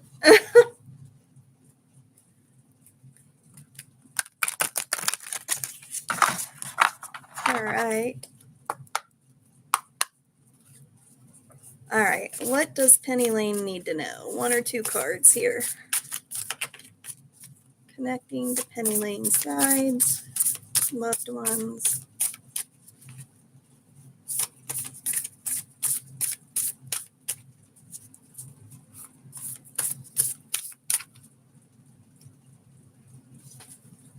Penny Lane, I have a mother figure here for you. Is your mother passed, or it may not be your mother? It could be someone that was extreme, like a mother figure to you. I don't feel like it's necessarily a grandmother, but it feels like a strong motherly energy.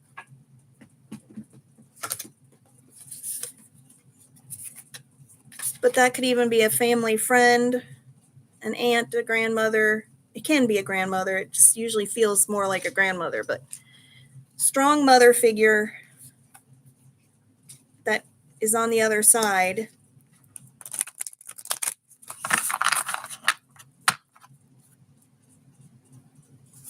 Okay.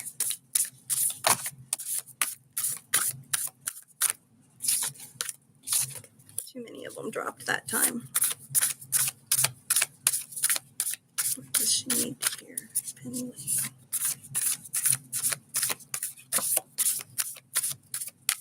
Okay, yeah, I didn't feel like it was actually your mom, but I feel like it somebody that definitely is like a strong mom. Usually I can tell if it's mom. Okay, your aunt. Yeah, I do believe it's an aunt. Well, come on now. Show me if it was that one again. Which one does Penny need?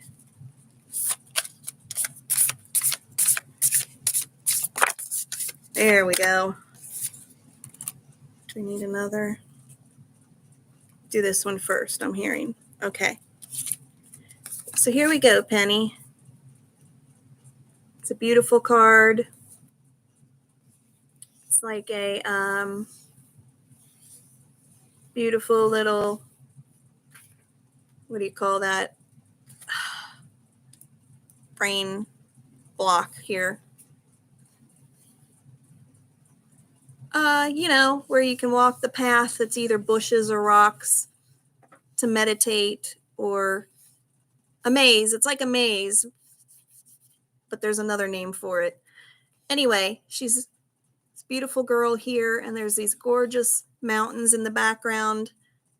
Looks like waterfalls and really pretty rocks. And it says, all paths lead home. Inner authority and intuition. Turn your gaze. Labyrinth. Thank you. That's it, Kit. I knew it was a maze, but it's a labyrinth too. Yeah.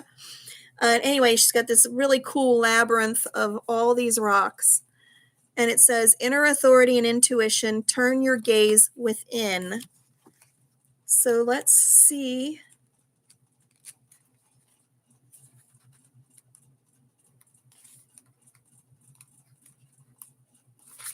All right, here we go. It's normal to look to the external world for answers and guidance. What's revolutionary is turning your gaze inward. You're being called to source your guidance from within, to study the terrain of your inner landscape, to develop a reliable relationship with your soul. The more time you spend connecting with your soul, the deeper the connection will become. The challenge for empaths is staying connected without cutting off from the world. The best way to do this is to develop a daily practice that helps you to keep checking in with yourself, to draw on the wisdom within and let that be the authority in your life. If this card appears, you may be called to develop or switch up your spiritual practice, to get in that habit of turning your gaze within, getting centered for the day, before consuming anything from the outside world. To start from a feeling of at-homeness and throughout each day to find simple ways to keep coming back to home. This doesn't mean switching off from the realities of today's world. We need as many conscious people as possible living with their eyes wide open. Rather, it's a call to start your day from a place of connectedness, grace, and devotion. So when you go out into the world and when you let the world in, you do it from an unshakable state of being, a state where you draw your strength, authority, and guidance from a place deep, deep within. So, Penny Lane, they want me to ask you, how are you being called to turn your gaze within? They want you to ask yourself that. And what came through while I was reading that was, I feel like you're so awake about so many things. And while you are trying to do some inner work, Spirit wants you to realize that it's wonderful that you're taking classes, that you're doing research, and that you're finding mentors to listen to and talk to, or learn from, and you're getting readings, which is great. But they feel like you tend to rely on the knowledge from everyone else more so than yourself, that you don't trust yourself enough to check in with yourself throughout the day, every day. So that's why the card really wants you to get used to checking in with yourself first thing in the morning. I get the feeling like you get up, you thirst for knowledge so much, and you want to be aware of everything, that you get up and you immediately want to check your phone, check social media. You immediately want to know what happened overnight, what's going on with the current events. And all that is fine and good because you're fighting a big fight. And I feel like you're a digital warrior where you're really getting out there and getting the information out to people that need to. And you have a purpose in all of that. But sometimes you forget that you have a greater knowing within you, and you're relying too much on what you're hearing in the outside world. You lose track of the full truth and from your own perspective, your own soul's knowledge.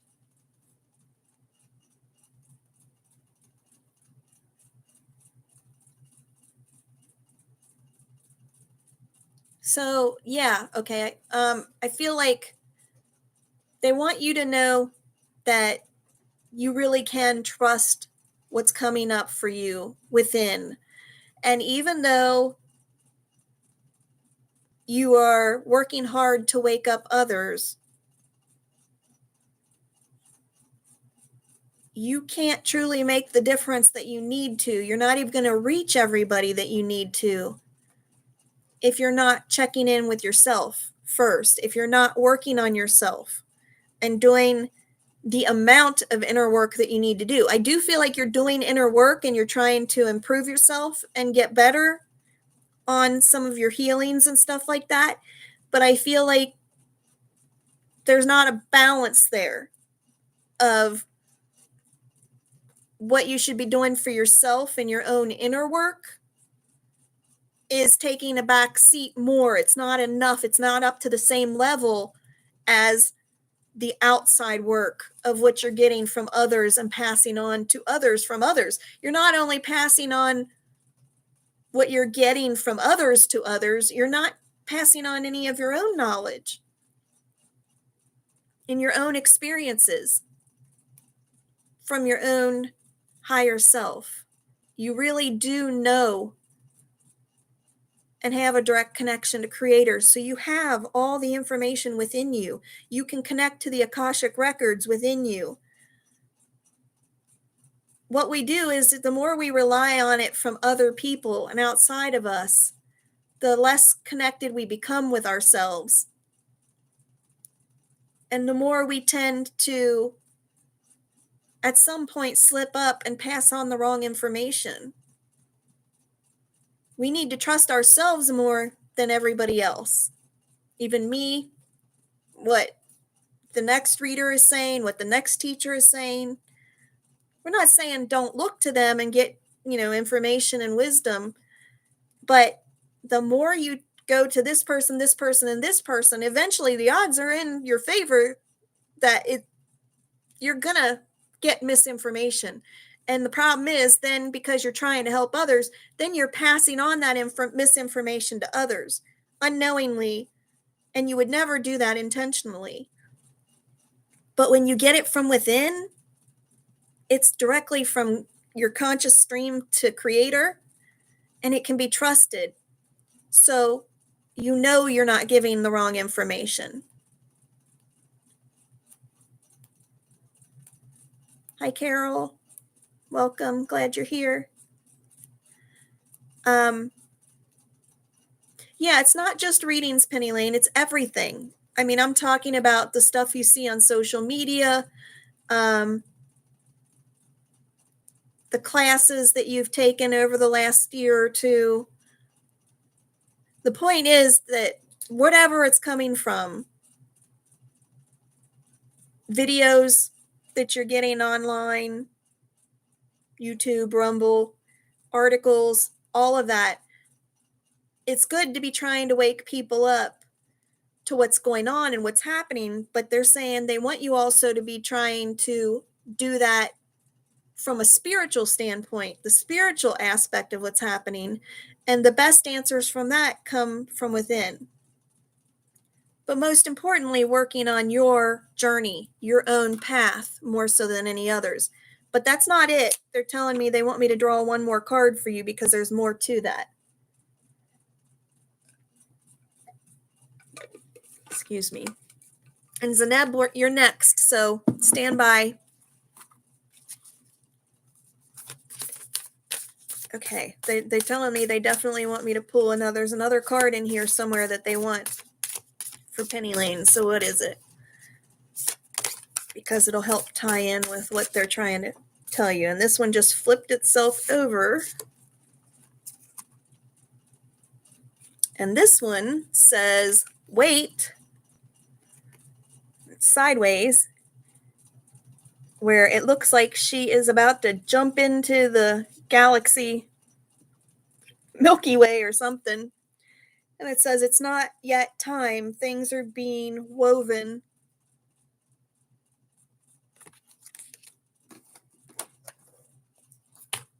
Okay.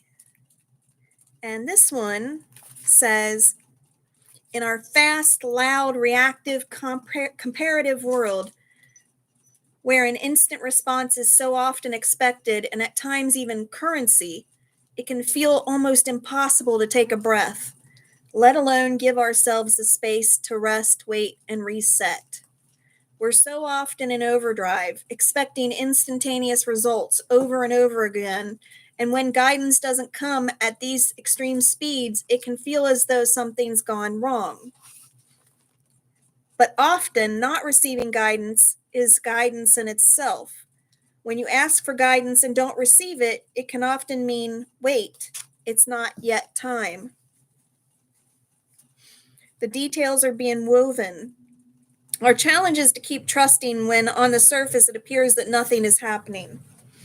To remember that no matter how long or bitter the winter, spring does always come. To remember that you don't need to solve all of the world's problems in a single day, and that perhaps they'll be better solved with some perspective and a good night's sleep. This card is your permission to slow down, switch off, and rest. You're being reminded to have patience and to trust the mystery of life, to trust that things are being woven on your behalf. It may not be happening to the timeline you'd like, but if you gather up the patience, it will be orchestrated better than you can ever imagine. How can you slow down, be more patient, and wait? And I'm glad I drew this card because it ties in with the one that we were just talking about, and it helps make that a little more clear. What they showed me you like getting up and checking your social media, checking the day's events, checking email or whatever it is. It's something along those lines. I don't know specifically that you're checking social media, but you're checking something, you're checking your phone, you're checking on what happened in the world overnight, or what messages did you receive, what's coming in. You're being bombarded with messages from every direction, online, emails, the physical mail, television, all of that. Your ears are ringing because they're confirming that they're trying to get this through to you in this way. But the first card showed that you're being bombarded by all these messages, and that you're taking a lot of that information without taking the time to really keep checking in with yourself. And what this card means, the next one is confirmation of that first one, that it's not that you're doing anything wrong. And in fact, you've improved on a lot of things over the last year. What it is that at some point, I feel like you felt like, from this card and what it says and what they're telling me now, that you weren't getting your information from your higher self and your intuition quite fast enough, or you felt like you couldn't trust the information that was coming through. You couldn't trust whether or not you were discerning it enough properly. And it almost felt like it came to a stop, or you weren't getting enough of what you were looking for. You weren't getting the answers you were asking for. And because of that, it becomes easier to just not check in every day. They're saying they actually want you to check in every day, whether you meditate or just sit in the present and practice mindfulness. They just want you to listen and connect with yourself a little every day. You're being bombarded by all these messages coming from you from every direction, and they want you to just sit in the calm of you, in your own calm, and just listen for you, listen for what spirit is saying, because they said they do have important messages for you, but you've gotten on the fast track so much of hearing all these outside messages that you're allowing it to clutter, so that you can't hear your inside messages, because you're going and doing so much. And they just want you to, before you get out of bed in the morning, maybe set the alarm clock. If you got to get up at a certain time, maybe set the alarm clock 15 minutes early. And if you can, meditate. But if not, just lay in bed and just focus on listening to your breathing, listening to the sounds around you. And then if you can, throughout the day, I don't know if you're working right now or what, but whether you're at home or whether at work, take a moment and go to the restroom or a quiet spot, your car, for lunch or whatever, and just sit and do the same thing again. Just sit and listen. And you do that again at bedtime. And each time, and you can do meditations. I believe you do meditations, but a lot of times I feel like you either do guided meditations or with music, or you expect something. You're expecting something and putting an expectation on that meditation instead of just listening. And basically, they're just saying they just want you to tune into that, because I feel like it hasn't been time yet, but it's coming, where you're going to come online with your intuition again soon in a big way. And they're trying to prepare you for that. But right now, they got to get you back into the practice of just being in the calm and tuning out all the other messages that are coming in from the world. And as you build a practice of doing this with yourself and just being with yourself throughout the day, or at least once a day, every day, you're going to start to build a bigger and bigger, you're putting more focus into that and practicing it, and you start to build more and more momentum and energy, and it raises your vibration. And then I feel like something's just going to click, And all of a sudden, you're going to start getting more messages again, but even more powerful, more perceptive messages. And all of a sudden, I feel like you're just going to be able to start trusting all of that information again in a bigger way than you had even before.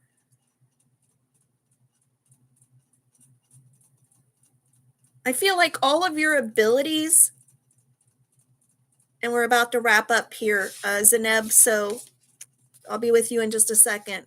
But I feel like all of your abilities when you were younger, you felt like they were stronger when you were younger, and then you kind of had a break where you couldn't connect with them again for a while.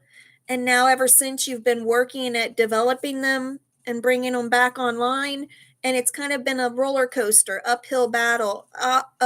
You've had times where you were really connected and times where you felt like you weren't. And I feel like Spirit is saying, okay, get ready, Penny, because we are at a point now where we need to start practicing, because we're about to do a major shift where it's going to come online in a big way.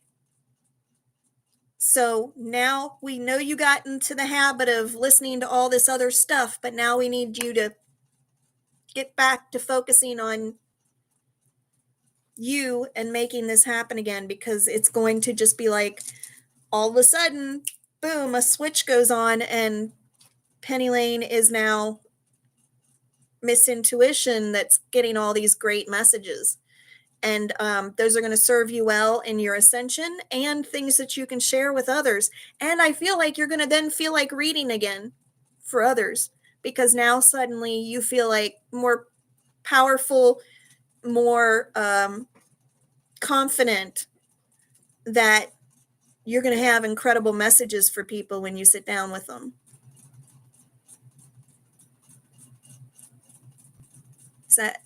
Yeah, you're very welcome. And you are. I'm glad you made that comment, because you absolutely are right now straddling two different timelines.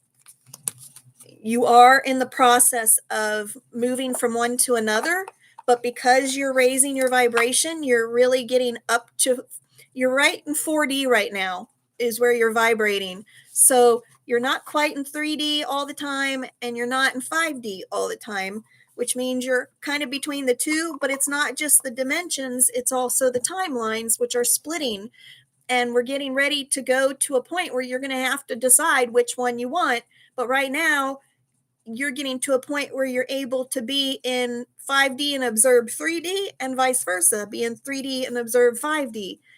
And it's all confusing, and it adds to this, but it's okay, because before you know it, it's all going to come together, and then it's just going to work. And then you're going to just feel like this is who you are and who you've always been supposed to be, but life got in the way, and you're back on track. You're very welcome. And so am I. I am so tired of 3D. I'm ready to leave it behind for sure. But you are welcome. Okay, Zeneb. We're getting ready to do a reading for Zeneb. Is anybody else from this list? Okay, Carol is here. That's right, Carol. If you are okay, since you just got here, I'm going to go ahead and read for Zeneb, because he's already been bumped twice. He's a little further down the list, but he was here before a lot of the others. And as the others ahead of him, he kept thinking he was going to be read. And then as the others ahead of him pop in a little bit late, he keeps getting bumped back down. So if that's okay, I'm going to go ahead and do Zeneb next. And then we'll do you, because you are next on the list after Deborah. And I just finished Deborah before Penny Lane. So, but we'll definitely get to you. So Zeneb, are you still here with me? If you can let me know that you're still here, and just please repeat your question. I saw that it was asking about being with somebody particular. Can you just reframe the question for me, so that I know the name? And if you know of a specific kind of cards that you would like me to use, or if you just want me to pick them based on what Spirit says, that's fine. So we're doing Zeneb, then we're going to do Carol.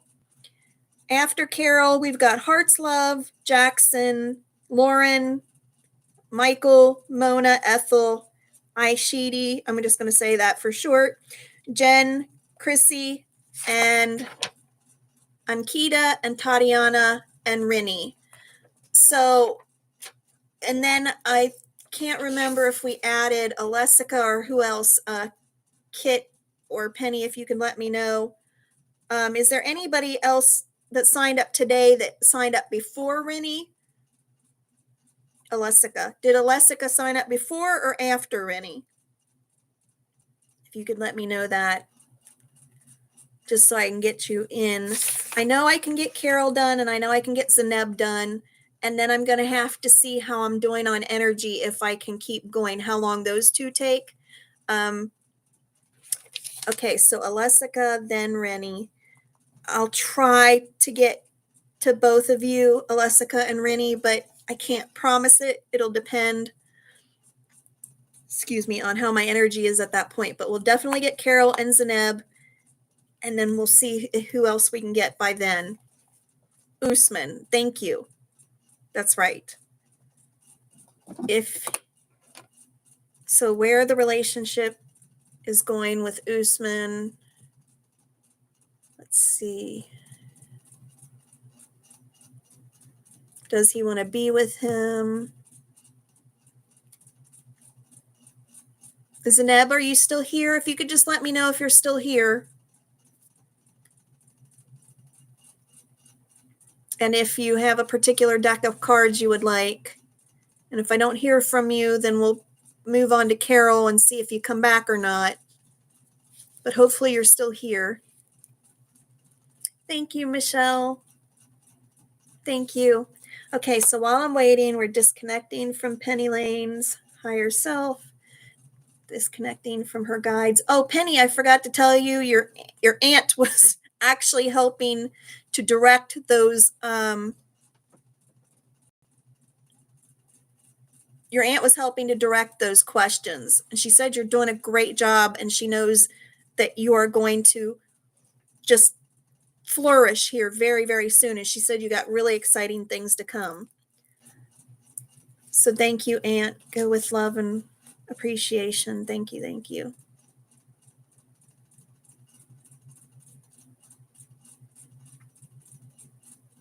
Okay, disconnect from everybody. Okay, we'll give Zeneb one more minute, and if we haven't heard from Zeneb, we're moving on to Carol. You know what? I always do. I mean, I usually read for at least three hours, if not 4 hours. It really depends on how far I can go and what time I start. And which I don't mind doing at all, because I want to get to as many people as I can.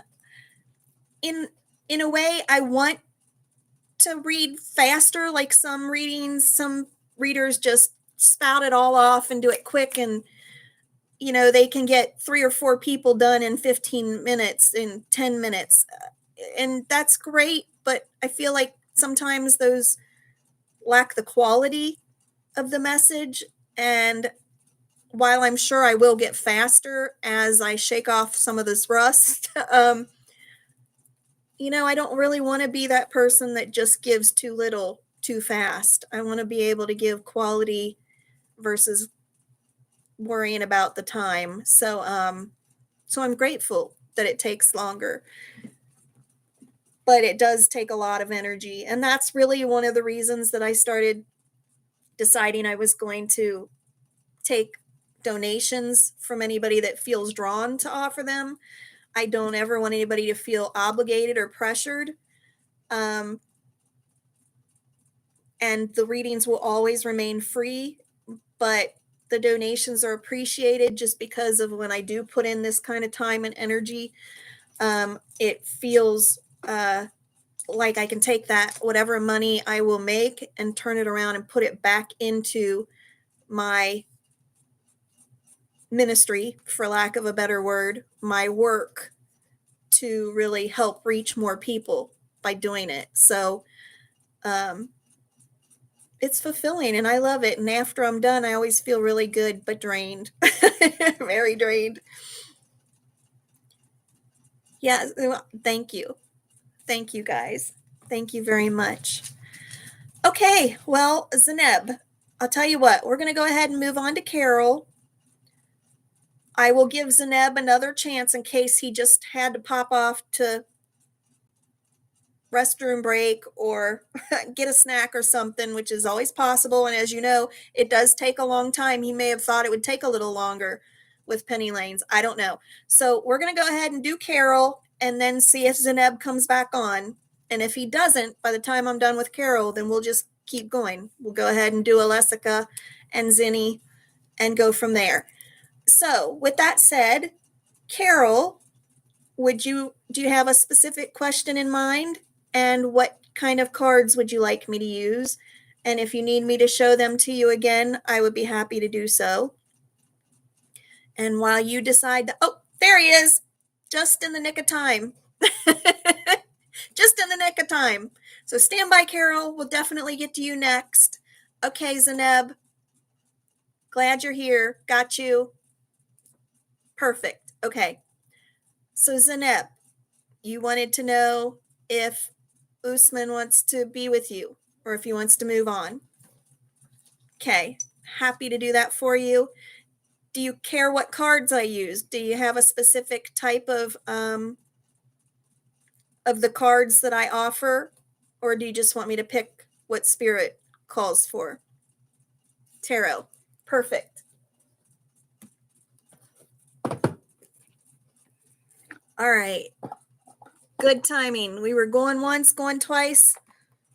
But I know how it is. That's why I try and allow plenty of time because of sometimes you got to hop off. Sometimes you're having device problems, technical difficulties. You may be answering me and I'm not seeing it. So I'm so glad that we got connected. All right. So make sure I move on from the energy. I am now connecting with Zeneb's higher self. Call in all of Zeneb's spirit guides, past loved ones, anyone that wants to connect. Zeneb would like to know if Usman wants to be in the relationship or if he wants to move on. Please give us some insight about that.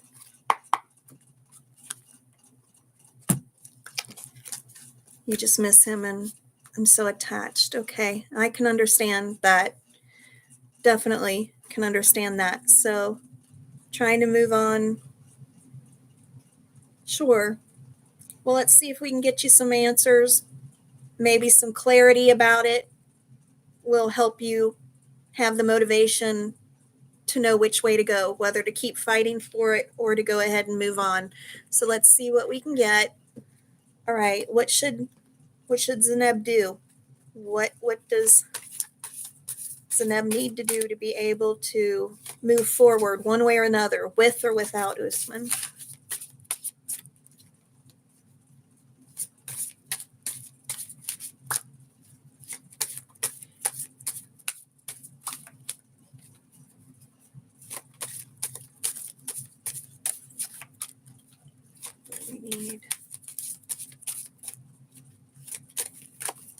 Whoops, these cards are so big.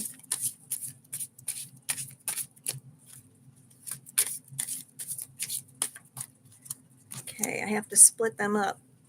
Let's see what's coming out of this one.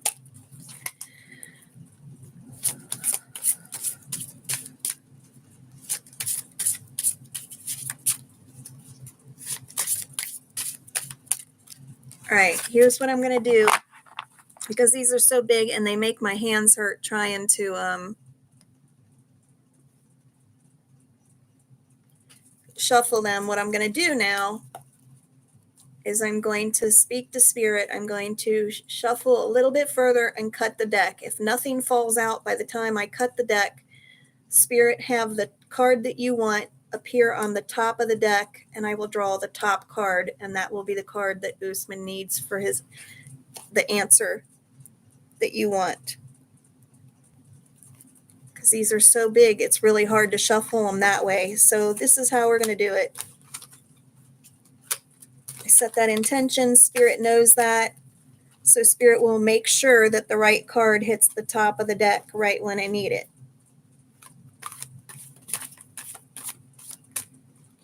So they tell me when to stop.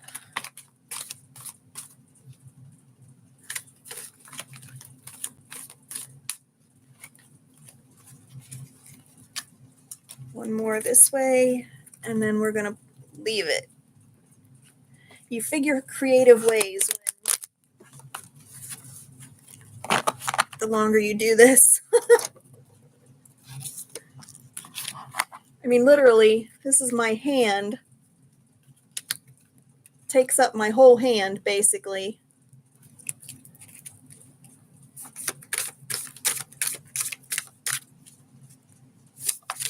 And I hold them both ways and try and shuffle both ways. If I had you here in front of me, I'd just lay them out and let you draw one, and that would be that. Okay, here we go. We're going to cut the deck, and the one Spirit wants will be on top. There we go. There we go. And this is your card.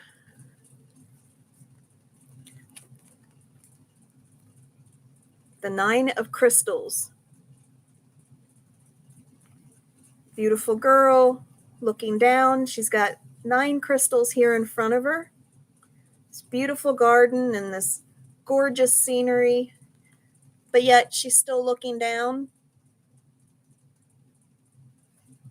She's still looking not content with her situation. So let's see what the book says, and then we'll let Spirit come through with any further message. Okay, upon first appearance, this key is about confidence, wealth beyond measure, because it's got 9 crystals. And the grace of luxury and financial security. Success and an amazing amount of abundance have been obtained, and it's time to enjoy the proverbial fruits of your labor. Single-handedly, the key seems to be telling us that you have obtained your desires after much hard work, and you have now been able to surround yourself in the comfort, peace, and serenity that those efforts afford you. The seeker's love for the beauty of her work is harmonic with the beauty of nature. Abundance is hers in every aspect of her life, and nature responds to her energy by surrounding her in Earth's beauty. A pure white snow owl, symbol of that aspect of the higher self that sees through everything, even the darkness, with the keenest focus, looks with satisfaction at the treasure chest of experience and accomplishment she is brought to nest in her cultivated garden of pleasure and aesthetic beauty. This may very well be a time to slow down and smell the roses. Maybe not now you can stop hoarding and just enjoy. You might want to reach into your treasure chest and utilize the bounty for a greater good rather than to simply contemplate its intrinsic value. What is the treasure if not put to use? Surrounded by everything your heart desired, dressed in the finest fare, it may be time to spread the wealth. Remember to be in grace and elegance of spirit and to appreciate all you have manifested in your life. What do you most desire now that you have achieved your goal? What have you accomplished, and how are you to best use it? Now that you have security about yourself and your creations, what is next? What has this achievement enabled you to do for your next project or career or plan? What comes next? Now, I know that sounds like it has nothing to do with your question, but I was getting things coming through as I was reading it. So now I just want to listen for a second.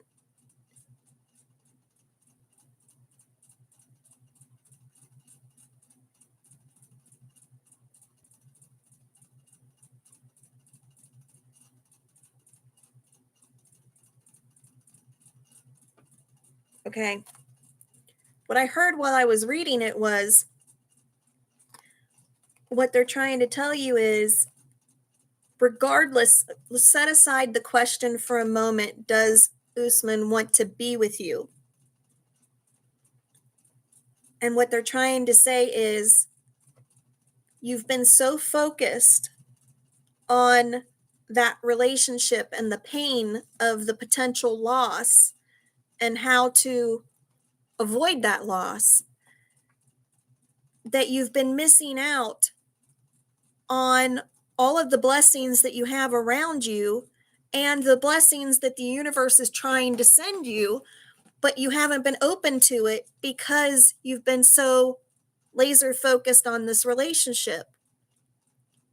So back to the question, does Usman want to be with me?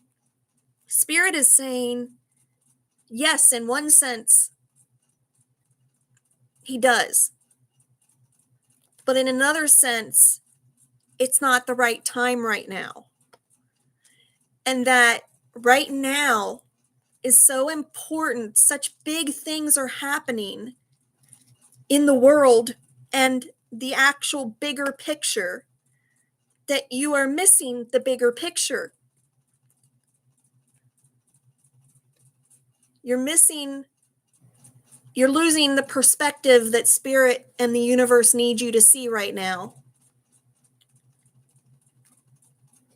Your guides are empathetic to what you're feeling and going through. They understand that it's painful. And that's because, have you ever heard the saying, it's better to have loved and lost than to have never loved before? Oh, your screen went blank or black. Can you still hear me, Usman or Zaneb? Excuse me.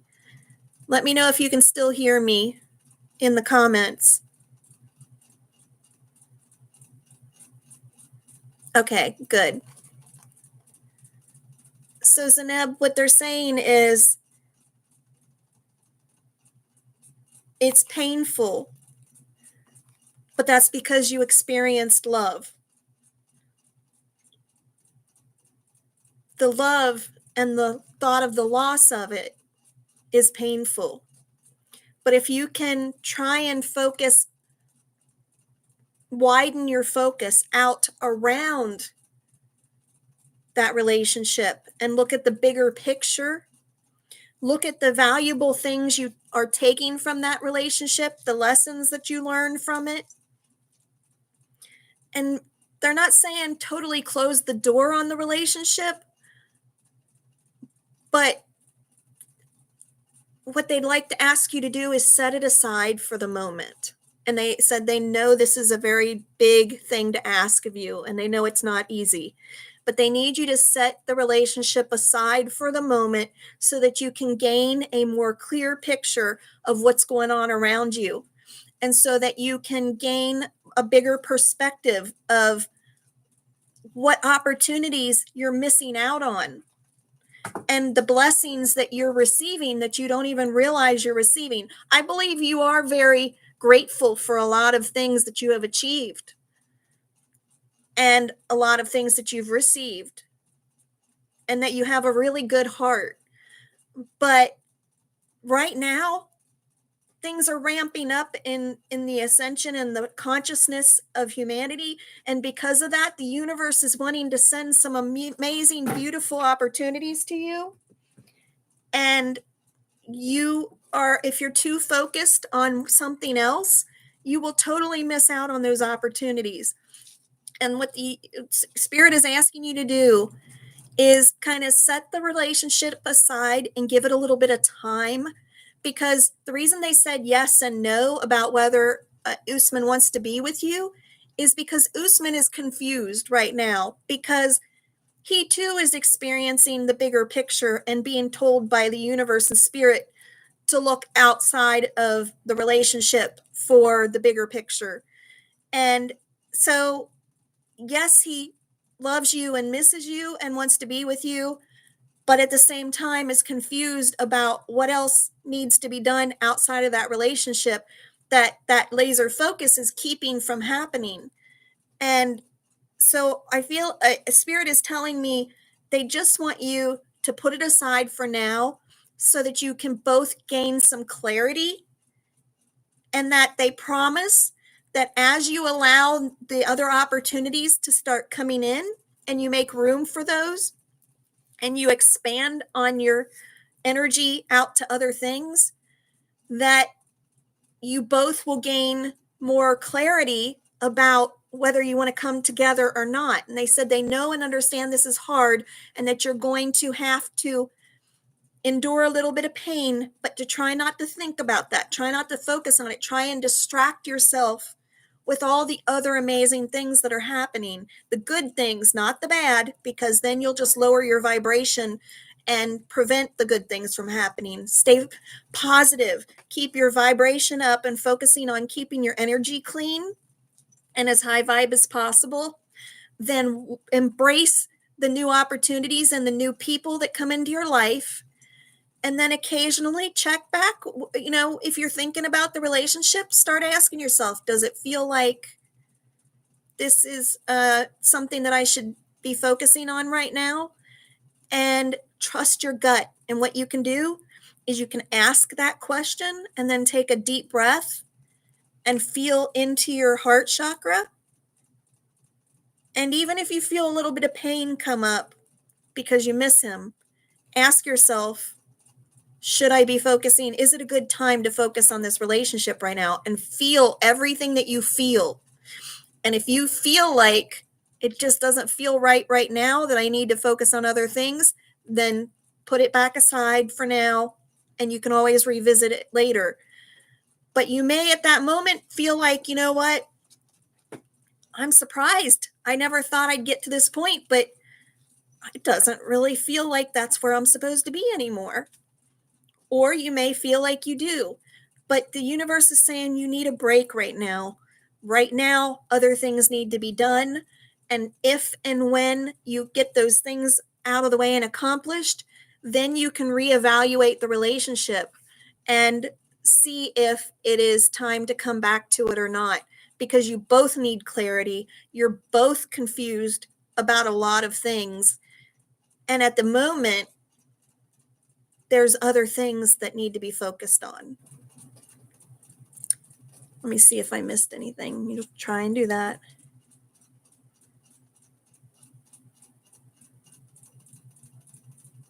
Okay, I do feel like he views you in a good way. I do feel like he views you in a good way. And when he thinks of you with love and kindness.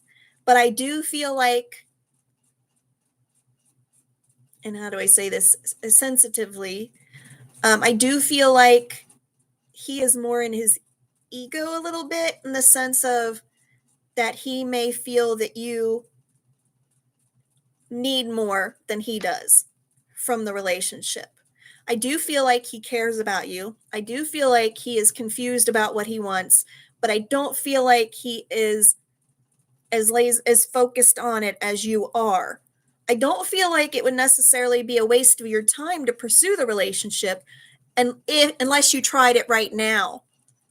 I just think the timing is off. I think he is feeling other things. I think he does care about you and wants to be with you and does see you in a good light. But at the same time, I feel like he knows in his heart or his subconscious, even if he doesn't realize it, that there's somewhere else he's supposed to be right now, other things he's supposed to be doing, and that's pulling him away.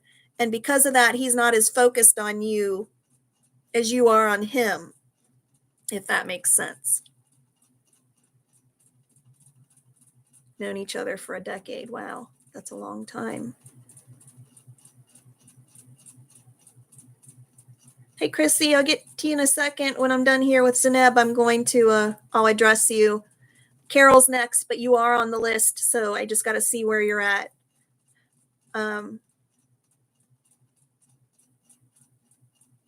Okay, you're going to law school. He's in fellowship. Yeah. And see, that's the thing. I feel like the universe has these plans for you both that you need to take advantage of and that you need to experience as part of your journey. And being together right now will hold you back from what you need to experience. And that's why you're both so confused, because your thoughts and your feelings feel one way, but the universe is pulling you another way, because your soul and the universe know that you have to experience these things, that it's part of your journey, it's part of your soul's plan. And they're not saying that you can't be together eventually. They're just saying right now is not the right time, because you need to focus on these other things that are part of your soul's divine blueprint, the plan that you made for your life before you incarnated into this lifetime. Your soul said this was the plan that you needed to play out to learn what you need to learn to grow and ascend consciously. And at this moment, this relationship is getting in the way of that. So whether he loves you and is obsessed with you, or is a stalker, or he doesn't care at all, is at this point irrelevant, because no matter how he feels, and I'm not saying that to discount what you're feeling, I just mean in the bigger picture, no matter what he feels, the universe is pulling him a different direction, because it knows that your soul has a different plan for your life. But Spirit is telling me, Zeneb, it's going to be worth it. It's going to be worth it. It will be all worth it for you to take this break and follow the other path, because you're going to learn so much from it, and you're going to grow, and you will heal in the process. The more you move on and accomplish what your soul wants for you, then you're going to be in a better place to give unconditional love to whatever partner you're with, if that makes sense. Okay, did his family make him break up with you? No. I got a real firm no. Yes, they did put some thoughts in his ear. I feel like they did have an opinion. Not everybody in his family had the same opinion, but I feel like, they, had opinions on whether you should be together or not, but they didn't make him. Ultimately, he had the decision. He had the choice. And he could have stood up to them and said, I don't care what you think. I don't care what you want. I'm going to stay with Zeneb. But he didn't. He made that choice. That ultimately was his higher self telling him, we need to move on, because there's other things in our plan for now. But I don't believe that means he doesn't love you or care about you at all. I don't think that's the case at all.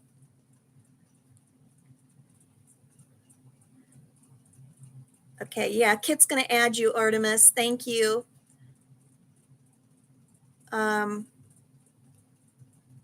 He had a huge fight. Cops were called. I think, Zeneb, I'm going to wrap it up here so we can move on, because I'm running out of time and energy. But I think he said that you're burdensome because of that being torn. Being torn between loving you, caring about you, but yet feeling that he knew he was being drawn to his life plan, his soul plan. And because you didn't make that easy for him, because you didn't just say, okay, no problem, I'm done, it felt burdensome to him. It made him feel like you're needier, if that makes sense. Doesn't mean you did anything wrong. You didn't do anything wrong. You just loved him and cared about him. But to him, you didn't make it an easy decision for him. You didn't make it easy for him to walk away or cut ties. So to him, it's easier to put that burden back on you than it is for him to accept that burden. He'd rather, in a way, it's commendable that he's able to cut it off and go do what he's being called to do. But because he's torn and confused, the pain of that is what leads him to place the blame back on you instead of admit that it hurts him too. So the good news is he does care about you. He does have feelings for you. You are important to him. You're not just a nuisance that he wants to be free of. The bad news is he is feeling drawn by his soul in the universe to take another path right now. But I don't think he's completely closed the door on the thought of getting back together one day. I think he just knows subconsciously he needs to move on for the moment. So no, hope is not all lost, but please don't focus on the thought of trying to stay together or get back together. Trust that you need to move on and do your life plan, your soul's plan for your life. Move on to the next opportunity and just have faith that if this is the best relationship for you, if it can truly make you happy in the long run and is for your highest good, that the universe will find a way to bring you guys back together and make it work. It will happen. If it doesn't happen, then he's not going to be what truly makes you happy. And he's not truly for your highest good. And you can trust that.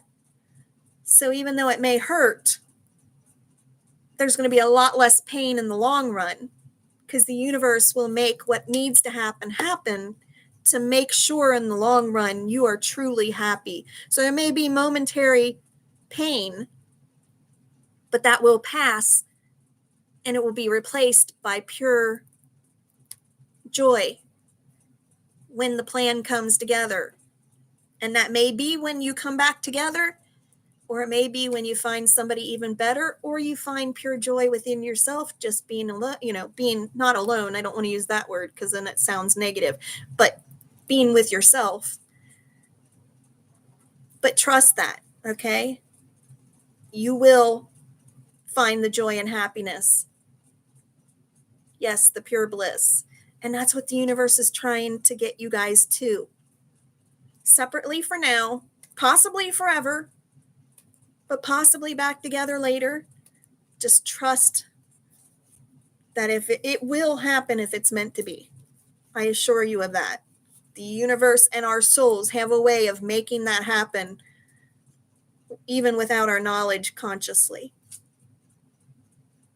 I'm sorry you're hurting, Zeneb. One step forward at a time, one day at a time, and the universe will replace what you've lost or feel like you've lost with something else that will make you happier. It's just going to take a little bit more time, okay? You're very welcome. Thank you. Thank you for giving me the chance to read for you. Okay, so let me look at my list here. I know Carol is next. And then where is Chrissy? Okay, so Carol is next. Chrissy was actually right before Zeneb on the list. So if we do Carol and then Chrissy, I will see how I'm doing after that. I may have to put Alessica and Rennie on next week or next reading.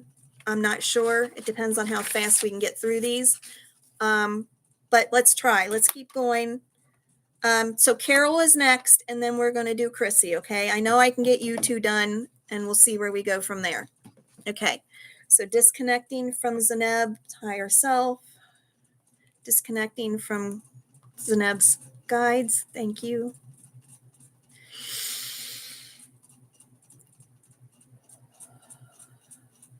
Okay, all right, Miss Carol. Let's see, no question what spirit guides me. Okay, perfect.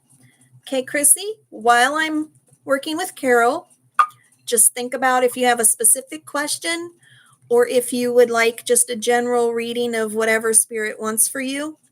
And if you want a certain type of deck of cards or not, or if you just want me to choose for you. But hang on to that, and I will ask you for it when I'm wrapping up with Carol. But Artemis, yes, Kit put you on the list. I can tell you right now, I will not be getting to you today.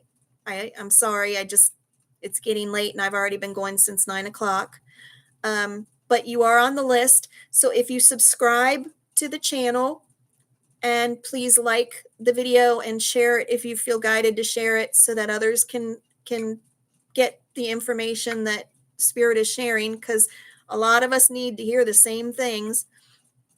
You'll be notified next time I go live, and I'm going to try and go live at least once a week, if not more. But I should be able to get to you the next time, as long as everybody on the list doesn't show up, but that rarely ever happens. So please go ahead and enjoy the rest of the readings tonight. Thank you. Well, I'm not really hungry, Carol, but I could go for a snack. I just don't have anything here. I have, it's a good way to lose weight when you don't have food in the house, right? I have not been able to get out to the grocery this week. So I really could use some food. Okay, let's see. We're going to connect with Carol's higher self. I call in Carol's past loved ones and her spirit guides. Please join me. Okay, let's see what cards shall we use.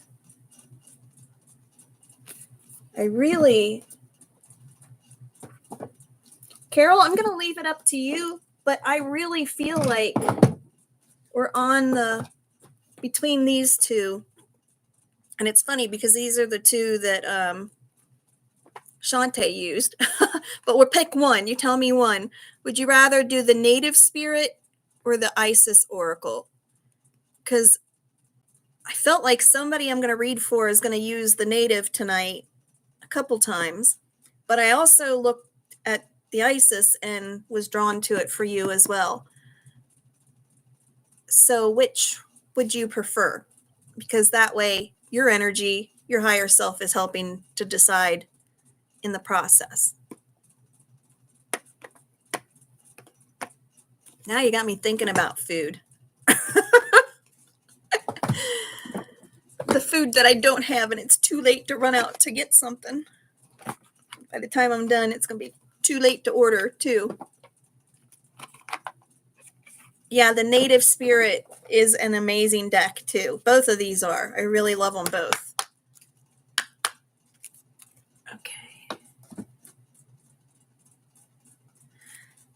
Okay. The Isis oracle. Gotta love Isis too. All right. Connected to Carol's higher self. Her guides are here. So, spirit guides, just tell us what Carol needs to know today. What would you like her to know about life right now?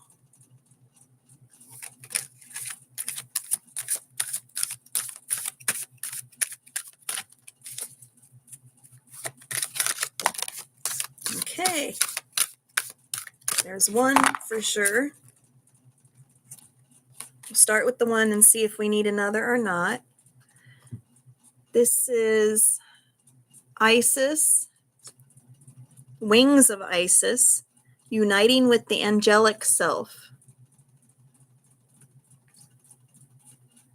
So there are a lot of different things in this deck, but you actually got one with that is very specific to Isis, not just her family and friends. Let's see what she says. Wings.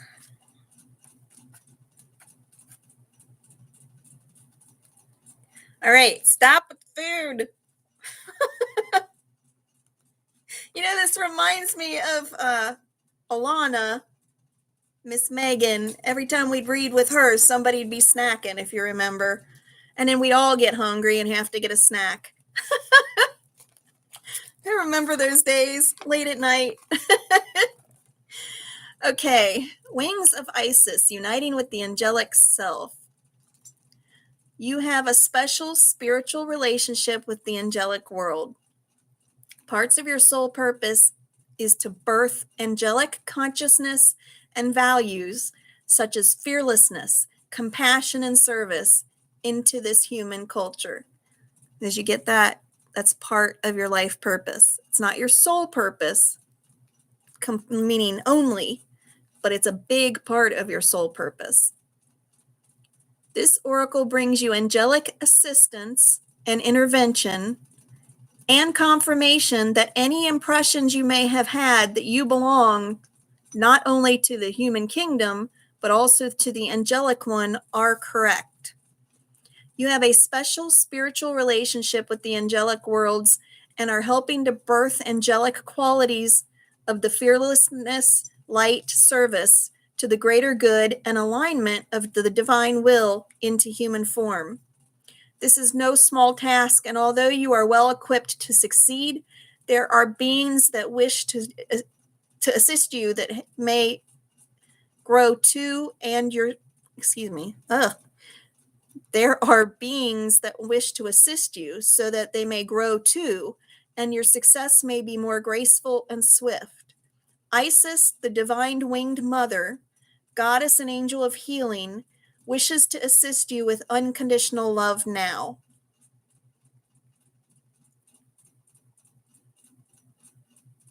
Just checking what you're saying. Okay. And I can attest to the fact that if Isis comes to work with you in your meditations and whatnot, she is amazing to work with.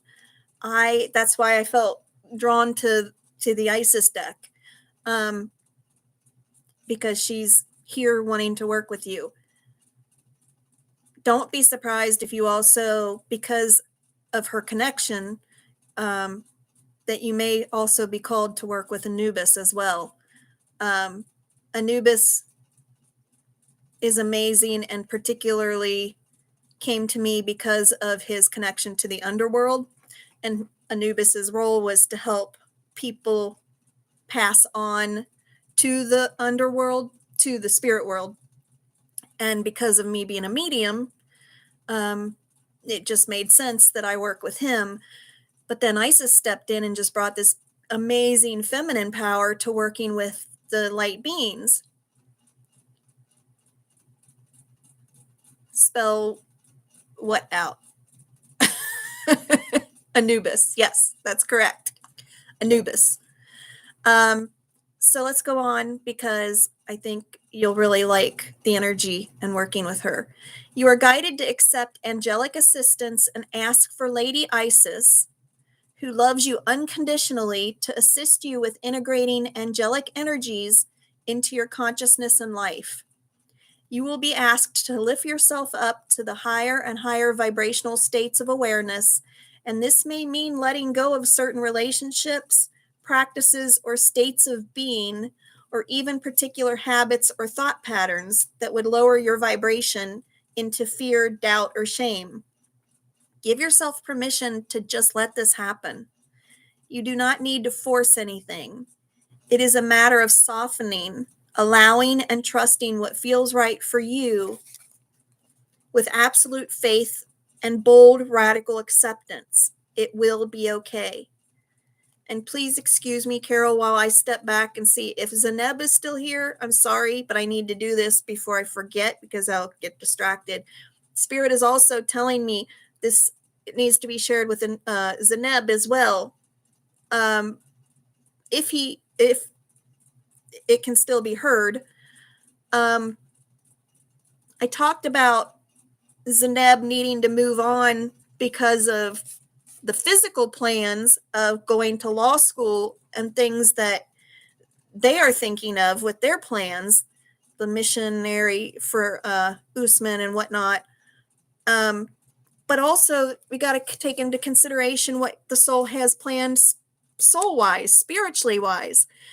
Focusing on that relationship prevents you from focusing on your spiritual journey.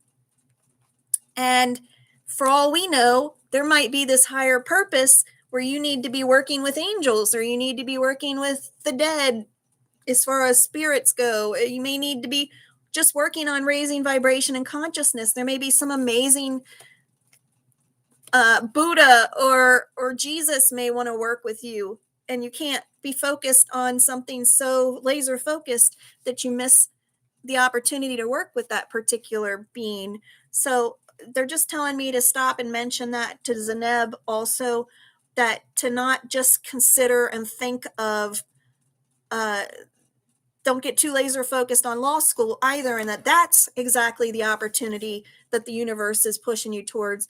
There could be a lot of things that once you get away from this relationship and start moving on, you start doing inner work, spiritual work, and realize there's a much bigger purpose that they're trying to get you to focus on. So I just wanted to mention that really quick. But I'm glad this makes sense for you, Carol. I want to make sure where I left off here. Okay. There are others like you on this planet, beloved initiate. Though far from the majority, you occupy a special role in the evolution of human consciousness as it connects more deeply and twines with the natural world. The more you accept this part of you, the more you shall draw into your world others just like you. You will just feel comfortable with each other and feel like you should be family because you also hold a similar refined vibration. Even in the midst of ordinary, everyday relationships, there is a sense of easy connection, mutual understanding, and spiritual acknowledgement with those that you will come in contact with. This oracle is also a confirmation that if you have been asking to connect with your angel, praying to a particular angel or archangel, or have been thinking more about angels lately, that genuine connection has been made between you and the angelic kingdom. The angels send you love and peace now and say, "We are with you, beloved one."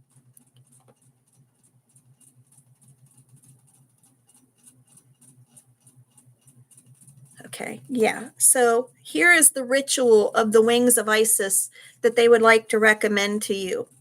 You can use a feather for an exercise to help you connect with them, or a small crystal. So, Carol, you get a feather or a small crystal, and then sit quietly and connect with your breath. Feel the breath flowing in through the body and out back to the earth.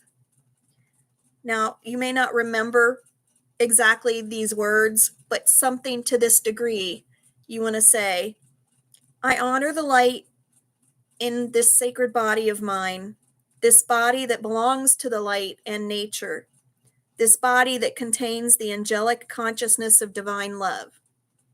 So something along those lines, that you honor your body and its connection to the earth and to the consciousness. Then feel where your body connects with the earth, even through the cushion or the seat that you're sitting upon. Even if you are many stories high above the earth in an apartment building, intend to feel that connection, the light and the energy in your body that connects you to the earth. Breathe in and out again, feeling the breath flowing deeply out of the back of your heart chakra into your upper back and out through the crown of your head. Actually, I'm going to finish reading this, but Carol, if you'd like me to, I might forget, so message me if you need to. I can make a picture of this and message it to you so that you can do this if you want. Then you say, "I honor the wings of light and love, light and life that allow my body and soul to fly, to live as an angel and a human on this earth in service of love, peace, and power." So whether you say it like that or not, you just say, I honor the wings that help me to fly and be both angel and human. Feel the breath again as it flows through your heart chakra, especially at the back, and then feel it flowing as the wings out of your upper back. Just let there be an expansiveness and a feeling of great natural extension in space where your wings are. When you're ready, you can say, "I call upon the angelic forces of light within and in the celestial realms. I call upon divine love, unconditional love. Help me activate my angel within with grace, with light, with divine compassion, and my own free will. I allow this to be in unconditional love for all humanity." Again, you can shorten it by saying, "I ask you to help me activate my angel within and allow this unconditional love to flow for humanity." Yeah, I'll try and remember, but if I don't by tomorrow, just drop me a line to remind me. Thank you. Be aware of the energy flowing from your heart to the object, and when you are ready, place the object, the feather or the crystal, in a special place where you can notice it often to remind you. As you place it down, lightly touch it with your right hand and say, "Whenever I see you, I will remember I am a true angel, that angel's love assists me, and Isis is with me too." Close your eyes for a moment and take a breath in and out when you are ready, and just open your eyes. Then there's a little incantation here that you can say if you wish to. It says, "Angel goddess, wings of white, help my angelic soul take flight.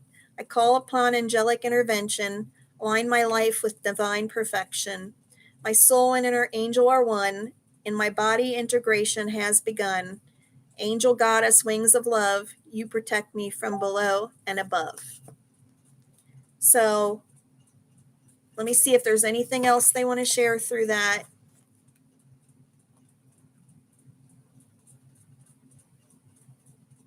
No, just Isis is saying she can't wait to work with you. And she's saying, remove all expectation, Carol. Don't expect that something specific is supposed to happen with this. She said, just know that she's with you, that she's there to guide you, and that you can call upon her anytime that you need to or want to for assistance. And that all you really need to do is just try and embody the angelic spirit and the angelic energy. There is no expectation, of you and what you're supposed to achieve. That as you embody that energy and spirit, you will just be guided to do certain things, and people will feel it and know that it's angelic spirit, and they'll be touched by it. So you don't have a specific, even though you have a specific purpose that this is a part of, it's already part of you. It's in you. And as you say this reading, it'll activate that in you even stronger, but it's already there. So just being you and acting with unconditional love like an angel would, you're setting an example and spreading that energy. So you don't have to worry about a certain plan or certain expectation for you. All you got to do is just embody that energy. That's it. And each time you're faced with a decision to do something that exudes that energy, it'll make a difference in the world. So yeah, I think you'll love working with her. Her energy is beautiful. It's powerful, but it's still gentle. And I marked that card in the book so that I can hopefully remember to go back to that and send it to you. You know what? Before I forget, I'm going to just take a picture of it right now so it'll be in my phone.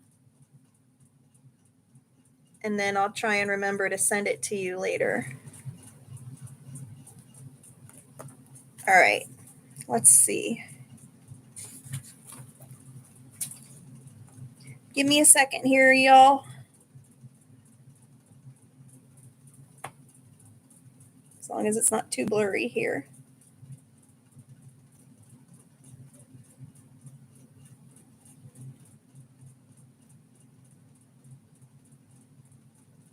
All right. There's one page. We'll flip it over. Do the next.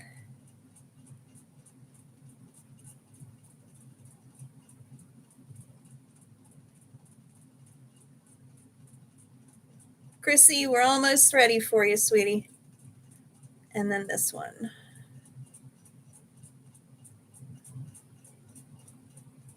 Perfect. All right. So while I wrap up with Carol, Chrissy, get your question ready and which cards.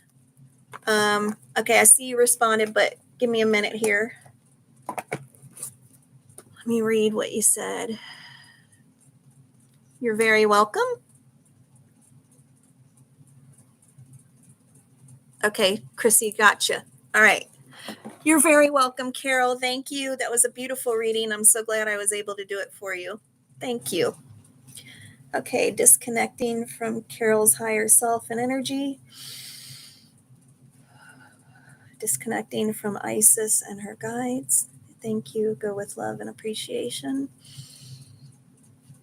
And I'll mark Carol off the list. We're going to do Chrissy next. And then I think I'll be able to do one more after Chrissy. So, Alessica, if you're still here, you're on deck. And Rennie, I can't tell right now if depending on how long those take, I may or may not be able to squeeze you in. But you would be next. So we'll try, but at the very least, I'm going to do Chrissy and then Alessica, and then I'll probably finish up, but we'll see. Thank you. Thank you, Artemis. That's very sweet.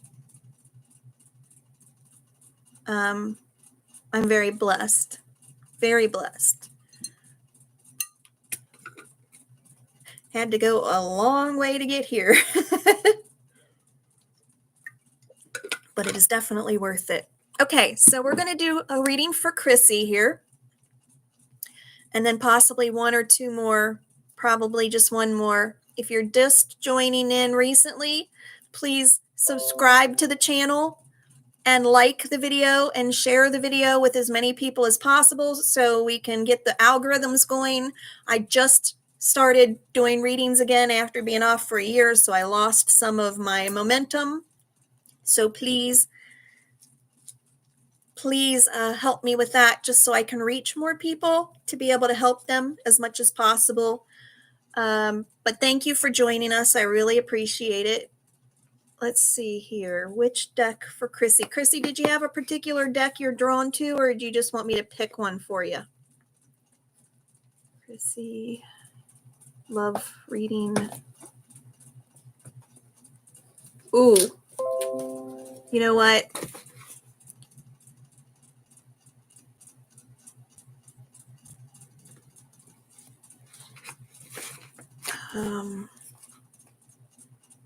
Good. Okay. Because I immediately asked that question and then I felt drawn to one big time for you, especially when it pertains to asking about love.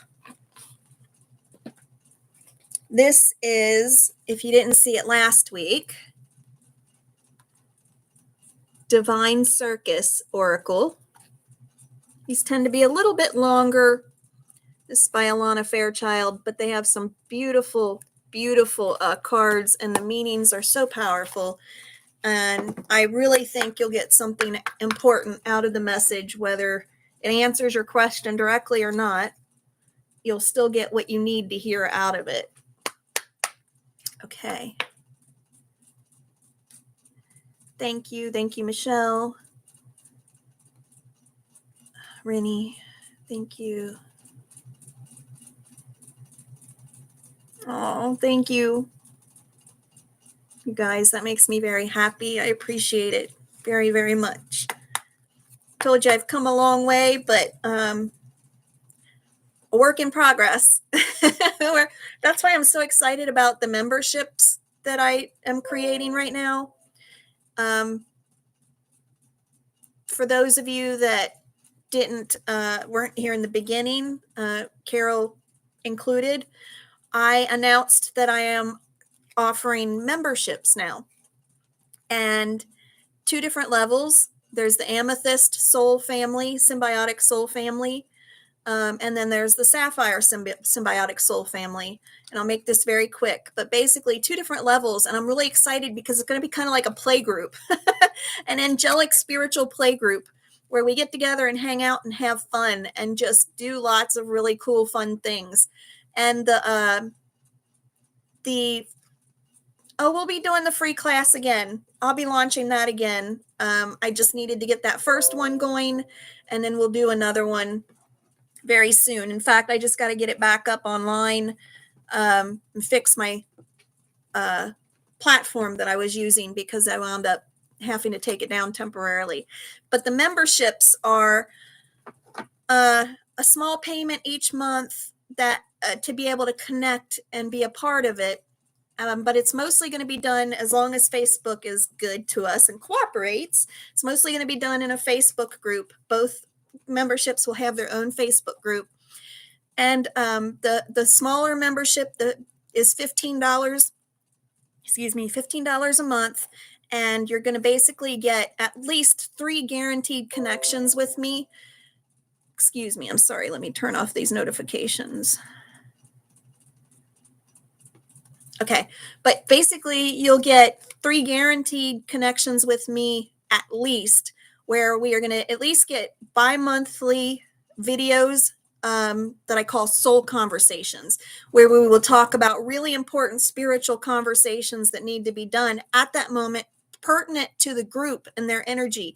I'm going to intuitively tune into the group's energy, and spirit will tell me what the group needs at that moment, and we will have conversations. We'll have questions and answers, and we'll do some readings from time to time.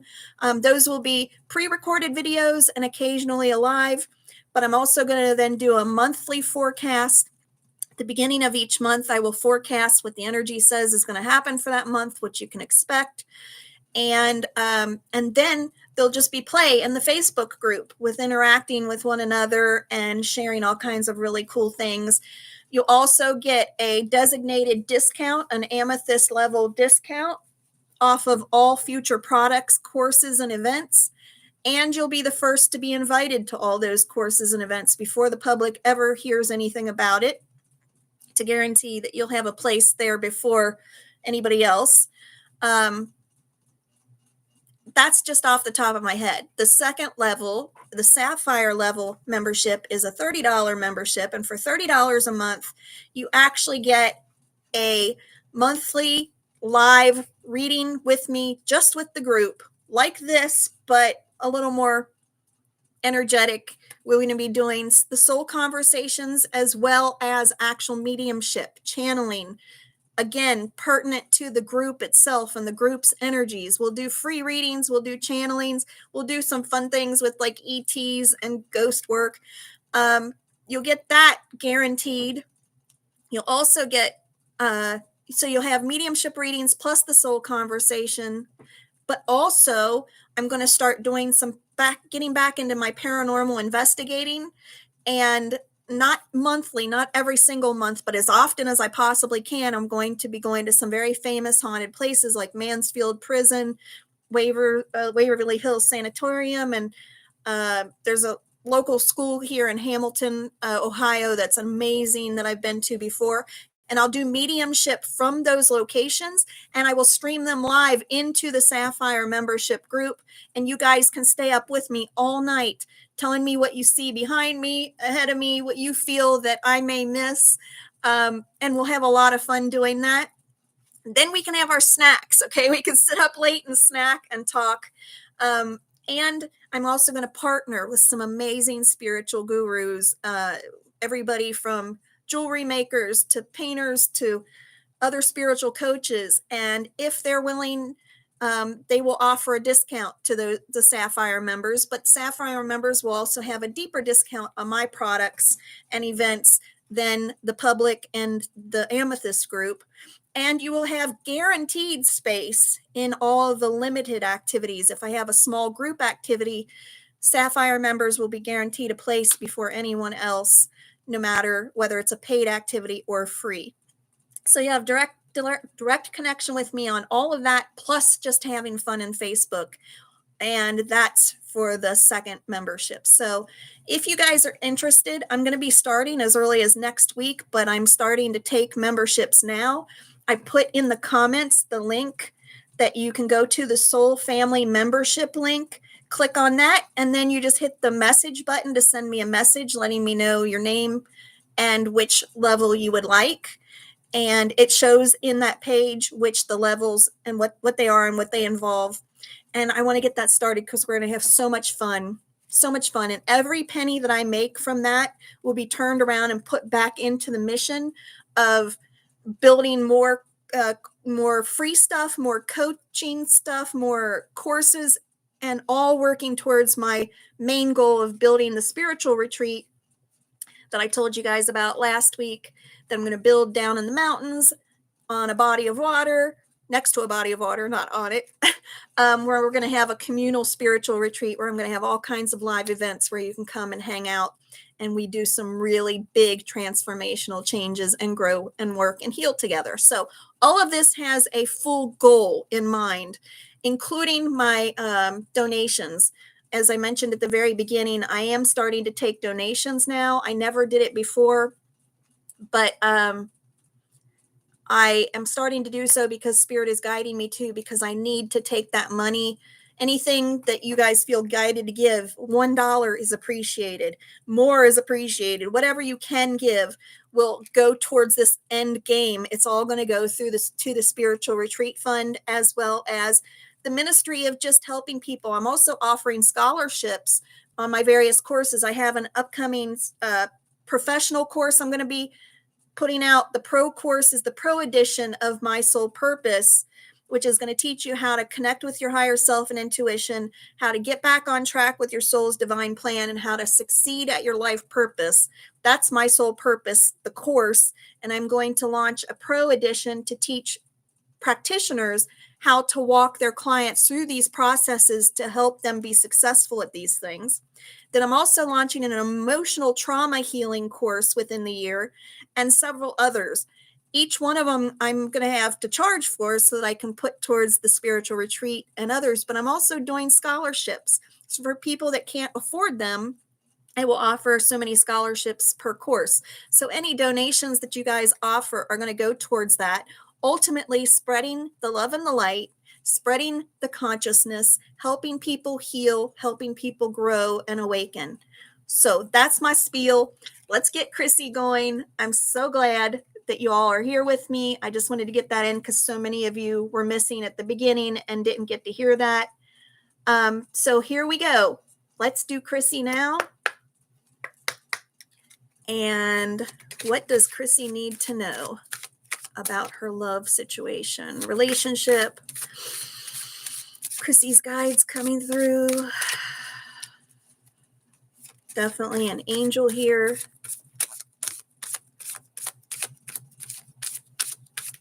Chrissy, do you have a sister that's passed on, or anybody that passed that was like a sister to you, a sister type energy, best friend, somebody that you really cared about? Because there is somebody here, and I can't tell if she was with you in this lifetime or a past lifetime, but she's one of your guides. So I'm trying to figure out if it's somebody you would recognize if I tell you about her.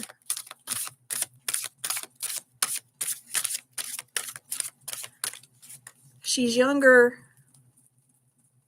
in the sense of like close to your age, or is appearing to me that way. What does Chrissy need to know about her love life?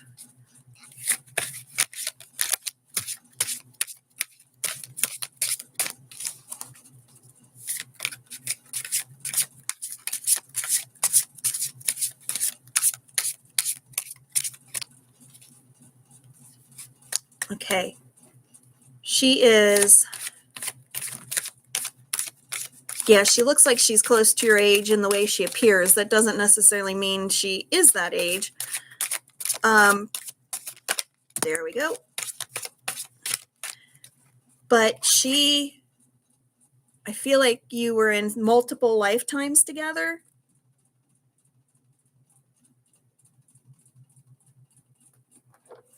Multiple lifetimes together.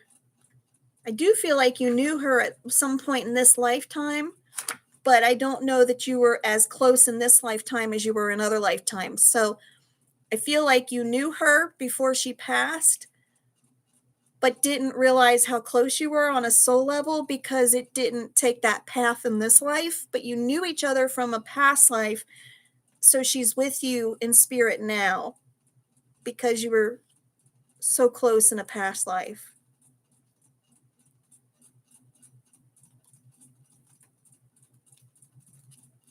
You're a twin, but your twin is still alive, right? Because I don't feel like this is a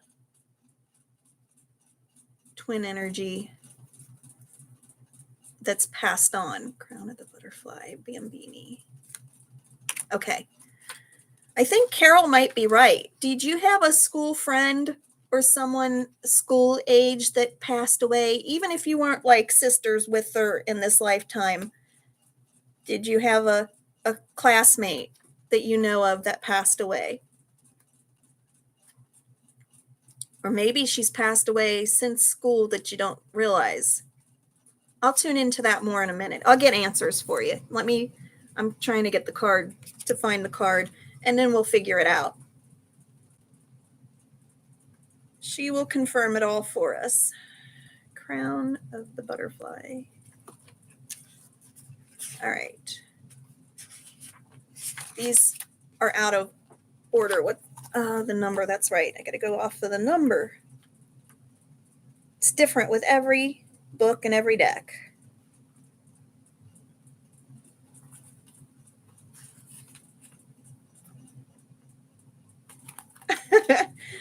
I had it and I missed it.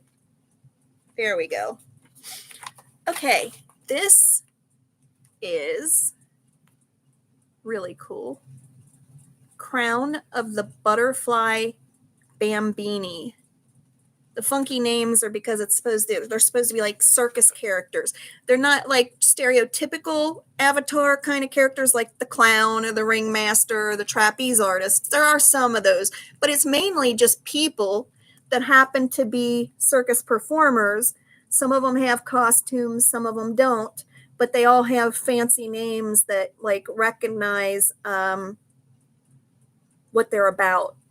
But yes, beautiful porcelain with this like skin, these little perfect face with this gorgeous butterfly headpiece. Can't tell if it's a bow or a hat, but either way, she's got this ornate beads hanging down from it, from the top and down the sides. It just puts off on a certain type of energy, and that resonates with the card when I read it. So something about the crown of butterflies. Let's see what she says. Just as nature imbues the butterfly with an innate ability for radical transformation, so too do you have natural instincts within you, guiding you to grow in dramatic, utterly life-changing ways. Progress is your perfection. Growth is your attainment. Do you shun what you have been or mistakes you have made? Or instead, do you wear your ability for transformation as a sacred crown of power? Chrissy, transformation is an ability, an art, a sacred power. It requires an ability to go through the death of an old self to be reborn again. That death might be an identity, a lifestyle, or a career, or an inner sense of self that no longer seems enough to truly reflect who you are becoming. We talked about transformation in another reading earlier, and it really is, it always involves the death of something or the end of something. Death seems like a powerful word, but it's the end of one and the birth of another, and it never ends with the death. It always ends with the rebirth or a new birth of something that then tends to be even more wonderful. It requires both strength and flexibility to be like bamboo, to bend without breaking. You have to be strong in your sense of your essence, that even as the form of your life, your body, your mind, your very soul goes through change, you recognize that underneath it all, there is a kernel of essential, eternal you that is always the same. So no matter how much you change and transform, there's always a seed of you, who you truly are at a soul level, that never changes. That is your spiritual anchor within, a feeling of peaceful consistency, even whilst the rigors of life work their magic upon you, causing you to change and grow in other ways. The flexibility you possess will indicate the extent to which transformation is possible. And I'm actually hearing stuff about your love life, so I'm going to incorporate that into here when we're done. But big word, flexibility. They've brought it up multiple times now. To be flexible will help you fully transform. Are you willing to let go of what you have known, who you have been, without judging it, except to understand that you are outgrowing your past and becoming your future in this very moment? This takes great courage. With flexibility of mind, allows you to believe that there are other possibilities in this life beyond what you have already experienced. The strength gives you enough courage to bear the loss of the known and the terror of the unknown. Perhaps even turning that terror into excitement for what it might be. The crown of the butterfly bambini speaks of the spiritual ability in you to transform. This is not a small change. It is life-altering transformation, where you pass through a door and you cannot go back. It is challenging, it is thrilling, and it promises so much happiness, but there will be loss to grieve also. If you are in transition through such a transformational process, you will know how painful it can be at times. And they're telling me, hence the issues with the love life past and the lack of it now. But that's because you've outgrown that perception and that type of a love life. You'll have to grieve all of that, but there's new to come.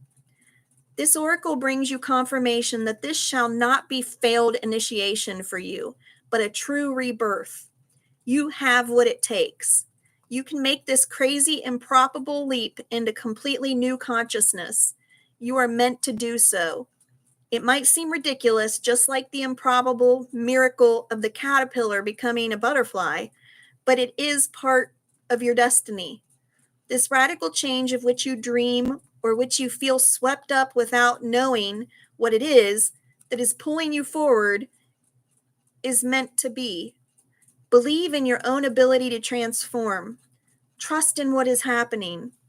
Don't dream small dreams, for you are capable of far more dramatic and colorful creations. You have within you the ability to become a creature so wildly beautiful and free that you probably cannot even envision what that will look like and feel like at this time. All you can do is trust in the magnificence of what you are becoming, the expression of the transformational intelligence and power within you. When you get a moment and you're alone, say this in the morning or evening a few times a day, or even for a few months when you can. It is safe for me to embrace who I am becoming, a creature so beautiful, wild, and free. That's pretty short and simple. It doesn't have to be those exact words, but something to that, meaning. It is safe for me to embrace who I'm becoming, wild and beautiful and free. So, Chrissy, what they're telling me is the reason the love life hasn't clicked, hasn't been successful in your perception of success yet, is because you are not ready yet, but you're close. Everything that you've been through has been a learning lesson up until this point to help you grow and change for the better. And now, at this very moment, you are undergoing an amazing transformation that you have to go through on your own. Even if you're in a relationship, you have to be alone enough within that relationship. I hate to say it, but even if it's a painful relationship where you're with somebody, but they're not all in and you feel alone in it, that's important because you need to be able to have enough alone time to focus on you right now. And if you don't have somebody, then that's actually a good thing, even though it might not feel like it right now. And I understand that. But right now, you are transforming and becoming a new you, a different version of you, a better version of you. And girl, I can speak from experience because I was you a year ago. I thought love was lost, a 20 plus, almost 25-year marriage. I thought waste of time, waste of, don't get me wrong, there was precious stuff that happened that came out of that I would never change or take back. I mean, I got kids out of it, but I was the depths of despair thinking I lost everything. I lost trust and faith, and it was so painful. And I thought, I'm never going to marry again. I don't even want to think about dating again. The last thing I want is another relationship. But at the same time, I don't want to be alone. I'm too young to go the rest of my life without another partner. I was so confused. I was so scared. But I had to go through an amazing, immense transformation. Now I'm so glad I had nobody for that last year, because I would have not been able to focus on me and becoming the new version of me that now I am absolutely in love with, that I wasn't in love with back then. I wasn't happy back then in many, many ways. And now I'm becoming the version of me I always wanted to be. I am see, when you're in a relationship, you have to sacrifice a lot. You give up a lot for your partner, and including your time and energy and your focus. And you wind up you can easily lose yourself and forget who you are at a soul level. You can easily forget what you want out of life and sacrifice your own desires and put things on the back burner for your partner that you may feel like you can never get back. And you don't have the time and the energy to focus on you and what you want. But if you're not in a relationship, now is the very time that you need to be focusing on you and preparing for that great love and reuniting with your twin flame, which is what Spirit is telling me. And this girl that is here, I'm hearing, is a spirit guide of yours. You have known her in past lives. You were a sister in a past life, is why I feel the sister energy. You're in a soul family with her, so she's been in multiple lifetimes with you. She follows you from lifetime to lifetime, sometimes incarnating in the same life with you. Sometimes she just stays on the outside as a guide. I'm hearing this time she either was in school or lived in your neighborhood, and where you grew up, or nearby somewhere, and has since passed. And now that she's passed, she's come back to be your guide. But I'm hearing you weren't extremely close in this lifetime, but that's okay, because you weren't meant to be extremely close until now, where now she's on the other side and she can help you without the strings of being human and the attachments and emotion and stuff. And she's telling me, along with an angel that's here, that you are not necessarily meant to be alone forever. I'm not hearing that. I'm hearing that you will be reunited with your soul, your twin flame, in this lifetime, but it's going to be a while. And I can't guarantee, even once you've reunited, you'll get married or have a lifetime commitment. That you will decide at the time. That'll be up to you at that moment. But I do believe you're going to have love in this lifetime that is going to be precious and valuable. But right now they're saying you have to focus on you. You have to focus on becoming the best version of yourself, discovering who you are at a soul level, discovering your life purpose and getting in alignment with it, so that you can find the joy where you're so happy and just enjoying what you're doing with your life that you won't even care if you have a partner or not, because you'll be so happy that you'll think, if I find one, great, then we'll be happy together. But if not, I'm content with where I'm at. And once you get to that point, you're going to be vibrating so high, vibrational wise, that you're going to attract your new partner into your life like a magnet. You're just going to draw him to you. But right now, you're not there yet. You're not like real low vibrational. You are still fairly high vibration compared to a lot of others.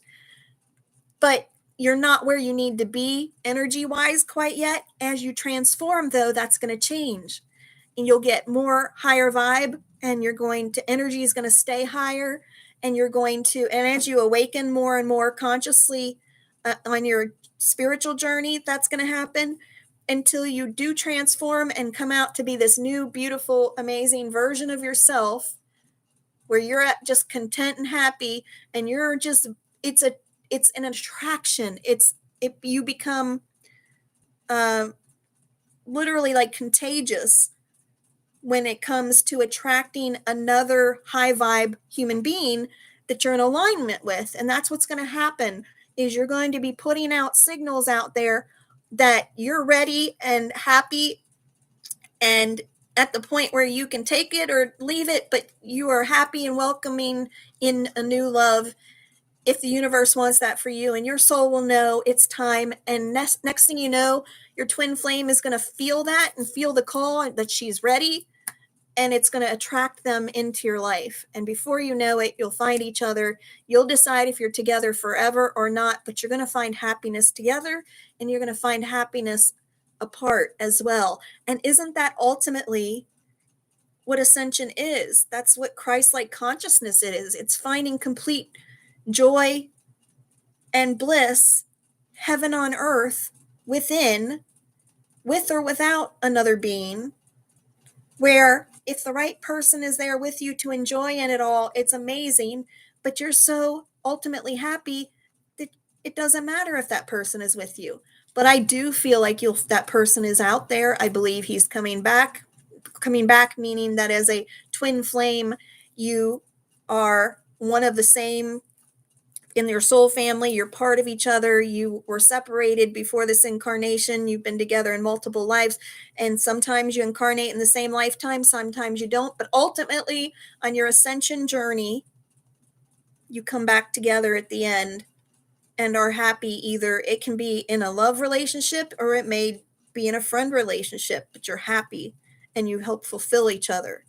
So I don't know if you're really familiar with twin flames, but if you're not, I recommend doing a little research about how that works and learning a little bit more about that, and knowing that you have one out there that is I do believe you are going to come back to this lifetime. Let's see.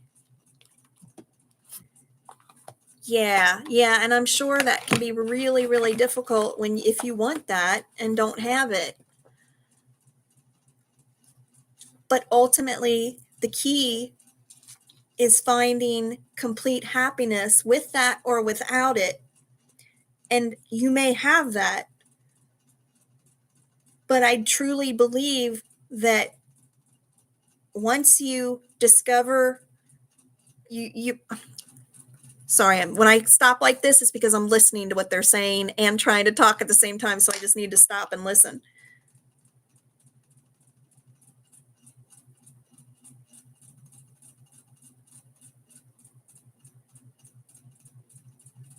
Okay. Yeah, I'm hearing you will have kids.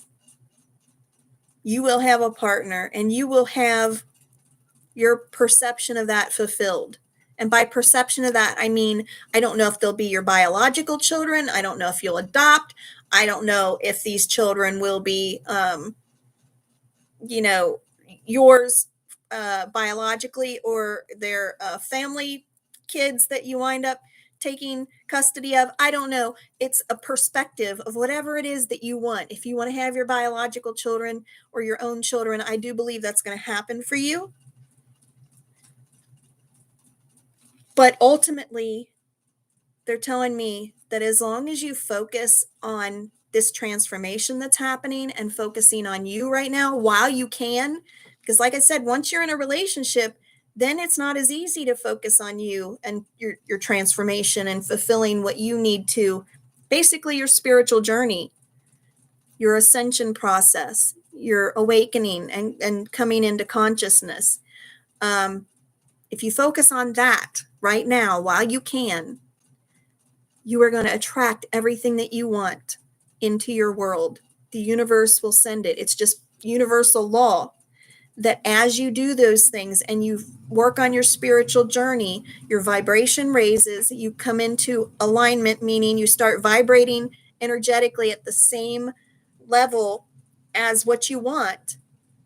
And if that's having children and a mate, then you will vibrate at that, and you will attract that mate that is vibrating at the same vibration, and you will bring in little souls into this world that are at that same vibration, and it will just happen for you. So ultimately, what Spirit is saying is keep focusing on your spiritual journey. Connect with Spirit, meditate or do research about these things. Pray if you believe in prayer, or ask your spirit guides out loud or quietly. It doesn't matter. They can hear you because you're projecting your thoughts, so they can hear them.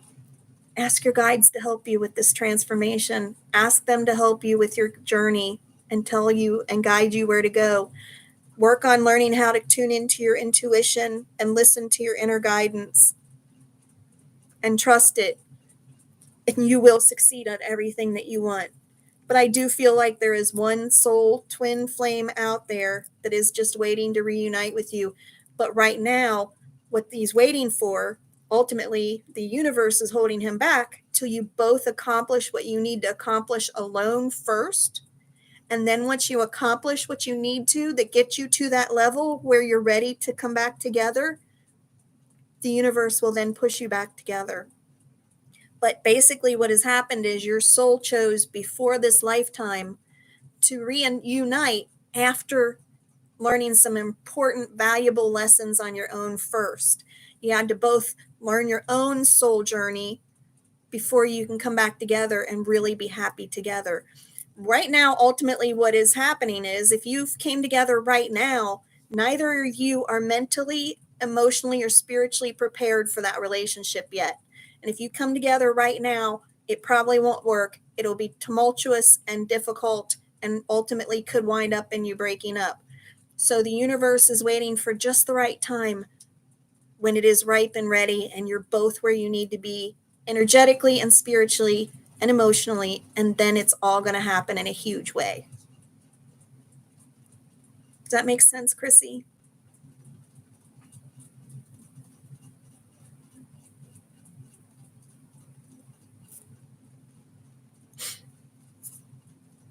Let's see who's.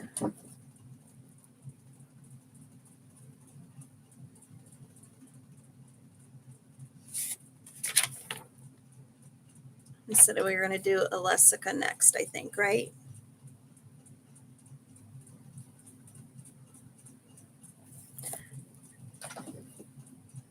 So while I wait for Chrissy to respond. Alessica, are you still here?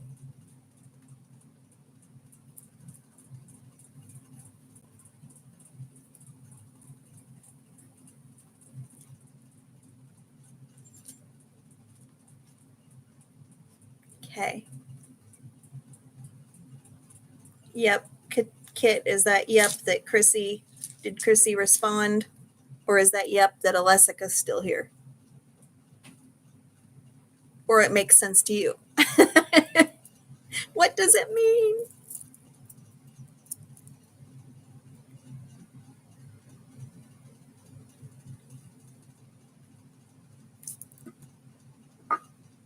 Okay, thank you. Gotcha. All right, yeah. So, Chrissy, let me know your thoughts there. And Alessica, let me know if you're still here. If you're still here, let me know what your question or what kind of reading you want and which cards.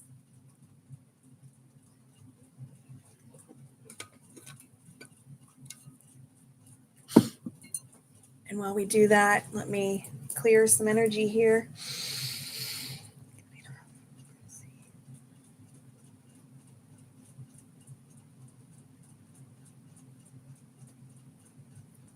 Yourself.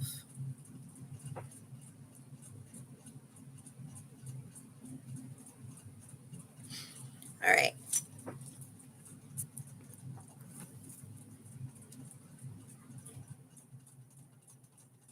Just waiting for their reply. And then we'll get going.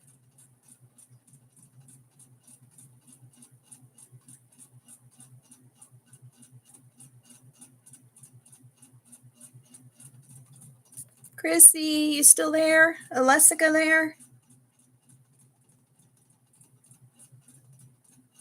A little bit further, guys.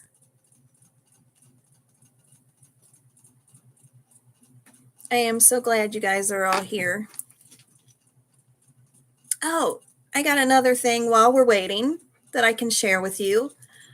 Those of you that follow me on social media know that I launched the beta version of my course, where my life purpose course. If you exchange feedback and you take the course, you get the whole course and everything that's involved, which is a transformational process that really does help you change your life for the better.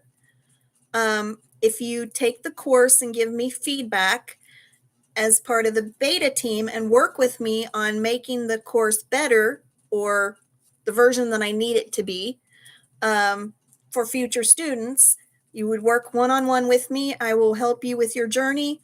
In exchange for your feedback, I will work with you personally, but also you get the price is half off. Instead of paying full price, you get it half off, which is wonderful. And I'm happy to do that for everybody. And I can benefit a lot, and you can benefit a lot from it. I wanted to let you know, though, that for those of you that can't afford even the half price, because it is a full course of, like, it's probably I haven't timed it out yet because it's not even complete as far as me changing and adding to it.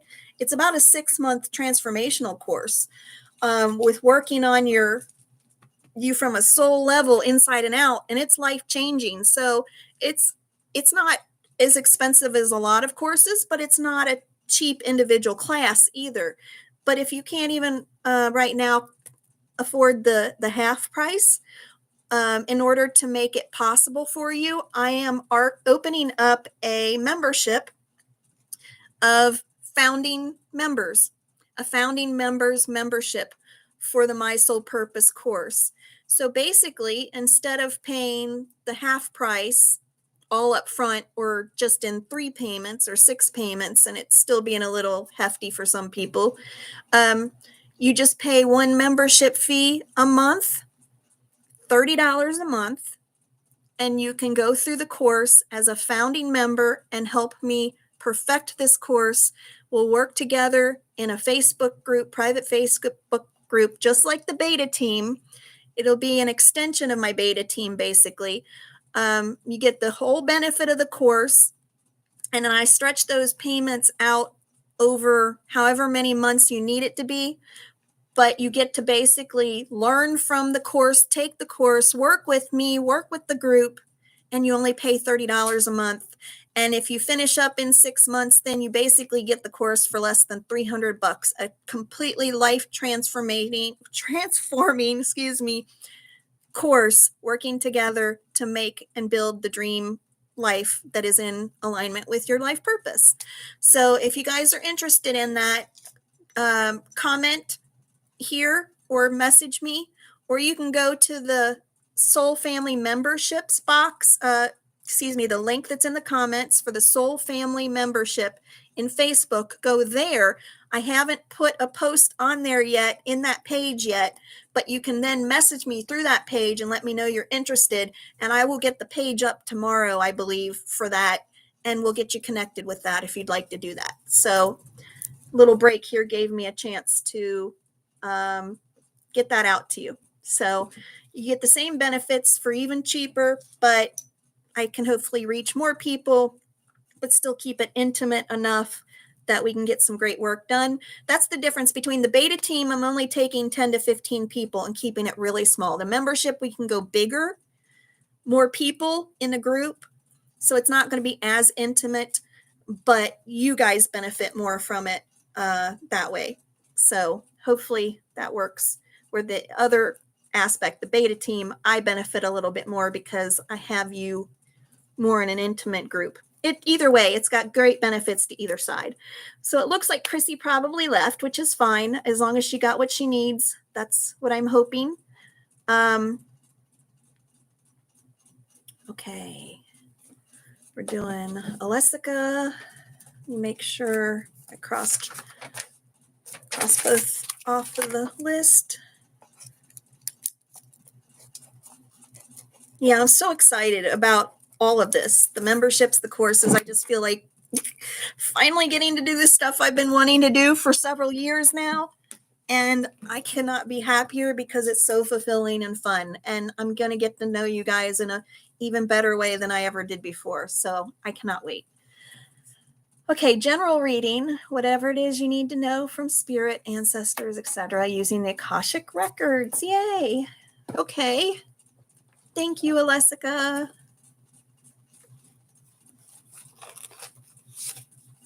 All right. Hi, Laisha. Sorry if I'm mispronouncing that. That's really pretty. Laisha or Laisha? Laisha. Very pretty.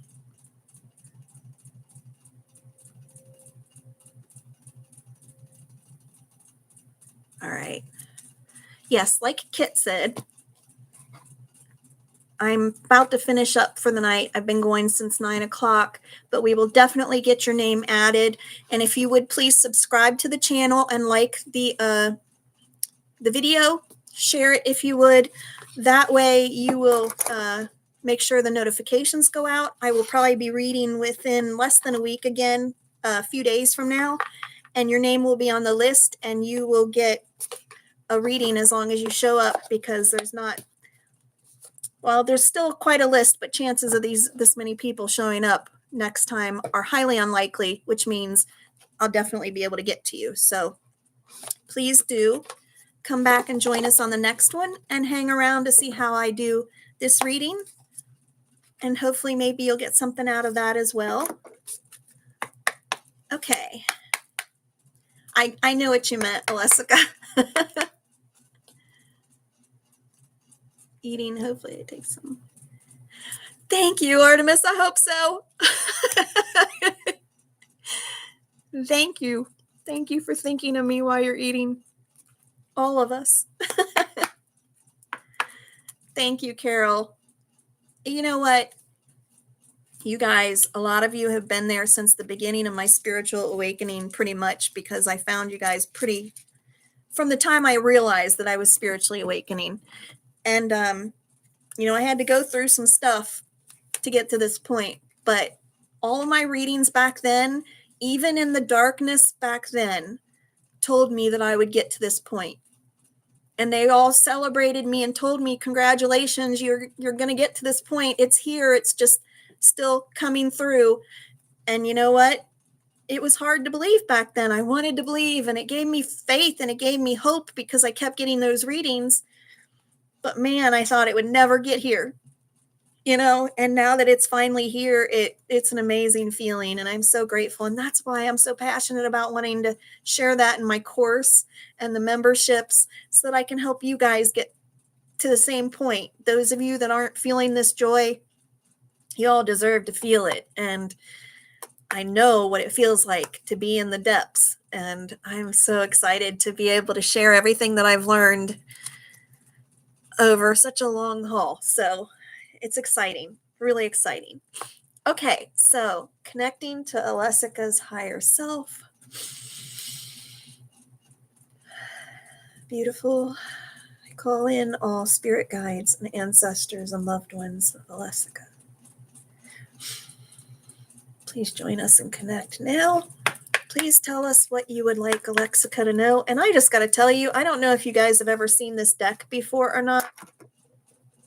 It's the Akashic Records Oracle Cards, Akashic Therapy by Amanda Romania. I think I got it at Amazon. But these are the softest cards. I mean, it seems ridiculous because you think of their paper or cardboard. They might be smooth, but they're not going to be soft. These sounds so silly. I'm a tactile person. I'm very sensory oriented. Duh. That's how my psychic senses are. But honestly, they're soft, almost like real low pile velvet. It's really weird. I've never seen anything like it, but it feels good. And it's actually easier to hang on to in shuffling. So it's really interesting to feel these after all these other cards that are just typical.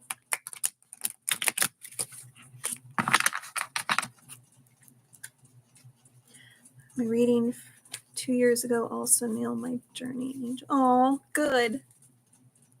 That's awesome. I'm so glad. Thank you, Carol. Thank you. Thank you. Good night.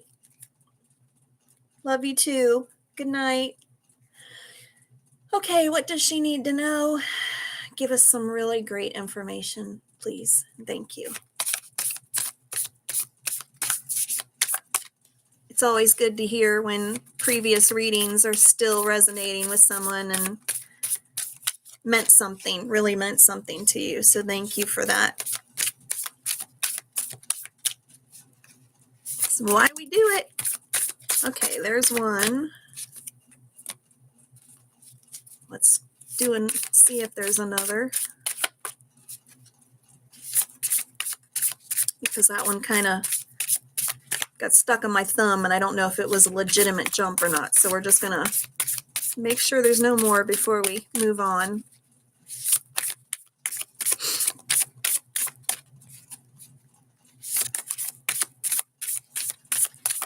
Anything else? One more time. Nope.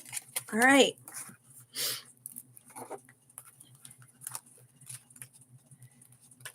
I think there will be one more after this that's going to play into it, but they want me to do this one first.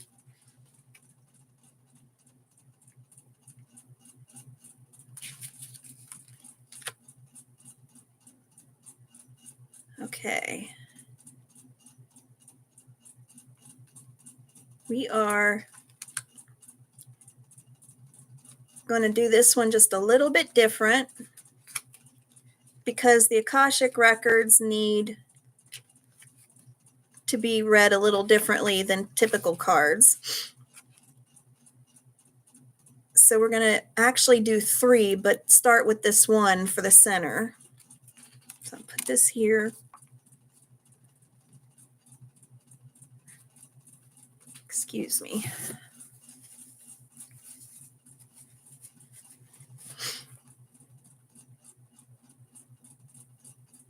The left is the relationship. Significant message or Akashic reading. I'm just reminding myself of how this works because it's been a while. I haven't used this deck in like over a year. Okay, yes, this is the significant message from the records. Relationship and destiny. Okay. Not doing a full reading because for this it would be pretty long, but we're going to do this one. Then to the left is the relationship. These are really short, so that's why we can do more than one card. And to the right is, first 3 are the Akashic records presenting themselves. Okay, so I have a presentation here of 3 cards that I drew. And this is your Akashic records layout. Normally there would be 7 cards in this overall reading, but we're doing a mini version of it. And I'm glad we did more than one card. That's why I looked it up, because I didn't want to just do this card, or this could be a little intimidating. But there's actually a lot more to it, and that's why we needed the surrounding cards. So you'll see what I mean. The first card shows lightning, and it says curses. So I didn't want you to be intimidated by that. I wanted the other cards around it. So that's when I went to the layout, just to see to remind myself what they represent, so that we could pull in the other things to explain why we're talking about curses. Because I have very specific beliefs about curses, and you may have completely different beliefs, and that's fine. But I believe that while they are possible, they only are as important or carry as much power as you give them. So when it comes to the Akashic records, the Akashic records are black and white in the sense of it's a factual, true representation of what has happened as recorded in every lifetime since the beginning of history. So we have to take it from that and then put your perspective and beliefs into it after the fact. So basically what it says here is, this is your significant message from the records to review. This is what they want you to work on for your spiritual journey, Alyssa. Okay, so if you don't have pen and paper with you or a phone to take notes and put notes into the phone, you're at the end of the video here at 3:54. You can come back and rewatch it. But basically, they're telling me they want you asked for the Akashic records, whether you know it or not, because these are the things they want you to clear from yourself on a soul level and deal with so that you can release them and move on. And as far as curses go, they have 3 points of thought. They want you to review all curses that you have created or received over all of your lifetimes and release them with love and light. And what that means is they want you to either sit in meditate on any curses and ask your guides to help you with it, because whatever belief you put into them, in not just this lifetime, but previous lifetimes, gave them power. And so because of that, it's still residing in your soul at a soul level, even if you haven't dealt with it recently. So since we're trying to heal and grow ascension-wise, they want you to be able to clear this and get rid of this part of your past so that it doesn't come up again in your future, if that makes sense. So what they want you to do is sit and meditate or in complete quiet and just listen to anything that comes up about any curses you may have written or received. And this is what they want you to say. Okay, they want you to use this information then to work in what they call the Akashic Therapy Sanctuary Garden. In other words, in a quiet space in your mind to review these records and bring them forward. Then you want to read or rewrite the contract involving curses. Remember to use the following intention statements, okay? You can either write these down, come back to them, or if you would like, I can screenshot it and message it to you later, just like I'm doing for Carol. But I will say them out loud right now so that you know what we're talking about. I'm going to take the picture now so I don't forget. I'm trying to hold it this way at the light.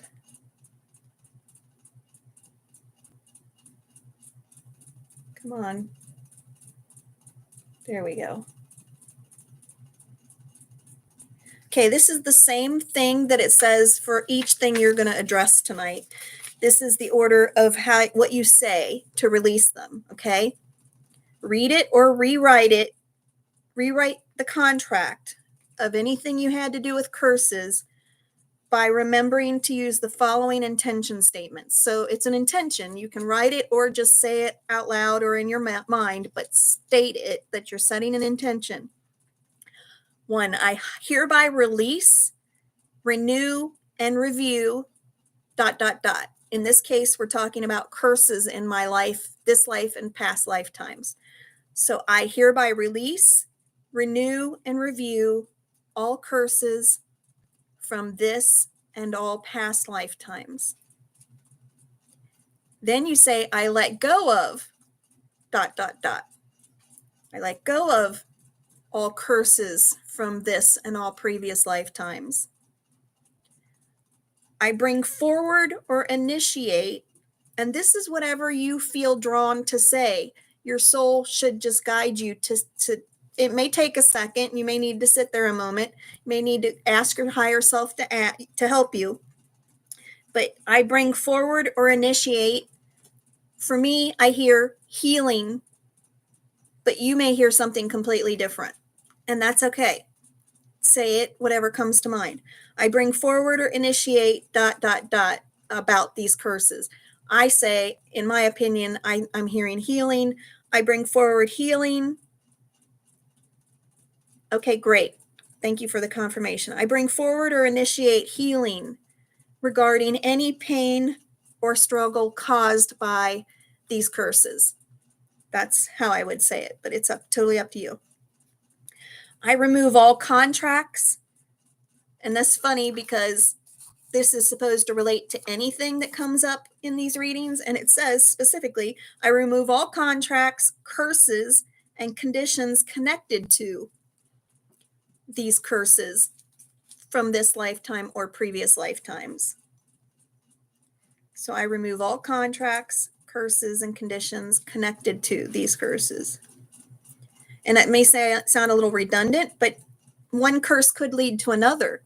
So you can still say it that way. I remove all contracts, curses, and conditions connected to the curses I may have written or put out there. I forgive this person and situation. Now, if somebody comes to mind, even if you think, well, I didn't curse them or they didn't curse me, go with it. Okay? If a name comes to mind when you say this, then say the name. Even if you think you don't have beef with that person, or maybe if you don't even know that person, you might not know that person in this life, but it's coming to the surface for a reason. If you don't know the name, then you can replace the person and situation with a generic statement. So I forgive this person and situation that has to do with the curses. You could stay instead you could state, I forgive all people and situations related to those curses or that brought forth those curses, if that makes sense to you. But if something specific comes to mind, put that in the blank. Absolutely.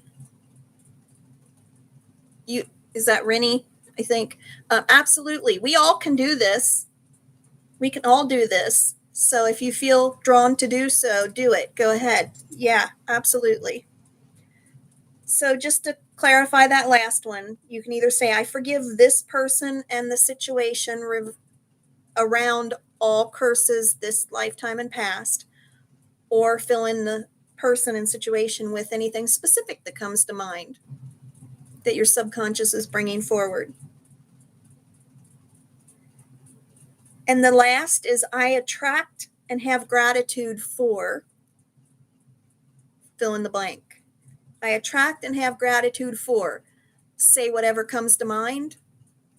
And if you're not sure and you can't think of anything, then just state, I attract and have gratitude for the ability to break and release these curses. Okay, I will screenshot it and send it to you. I mean, make sure I write that down for Alessica, and I still have to do Carol's. So, okay. So I attract and have gratitude for, either say what comes to mind, or you can say being able to release these curses. So that's what has to do with the curses. But now let's fill in with the other two. So the card to the left represents the relationship message for you to consider. And that can be, it could be any kind of relationship. This is funny because this is spirit, okay? I just drew this card randomly off the top of the deck, right? The first one that fell out was the curses. Then after that, the next two I drew off the top of the deck. Literally, it says here, the one on the left has to do with the relationship message for you to consider. The card I laid to the left before I even knew that, male relationships. I was just about to say it could be any kind of relationship. And then I looked at the card and it says it's specifically male relationships. Okay. So then we look up what the records want us to consider about male relationships.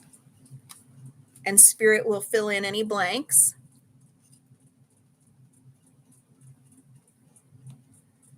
Okay. 24. I went to the wrong one here. Here we go. Number 1, this situation involves a male relationship. It could be a father, brother, son, husband, or a grandfather. Number 2, we need to heal and clear the male or paternal line and bring forward masculine support.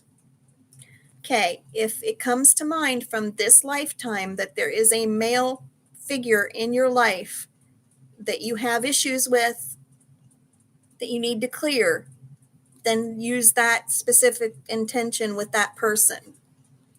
If you cannot think of anybody specific, father, grandfather, brother, partner, then we're going to assume it's from a past life, and we're going to do this for the past life, okay? So we need to heal and clear the male or paternal line and bring forward masculine support. Now I'm going to send you all of these. I'll send you screenshots of the instructions and each card one, okay? And then we need to call on a male master, angel, or spirit guide to give guidance and assistance with this particular matter or the Akashic records. So basically, there's 2 steps. There's 3 steps just with this card. When I go to this card's page, it gives 3 steps, 1, 2, 3, that I just read you.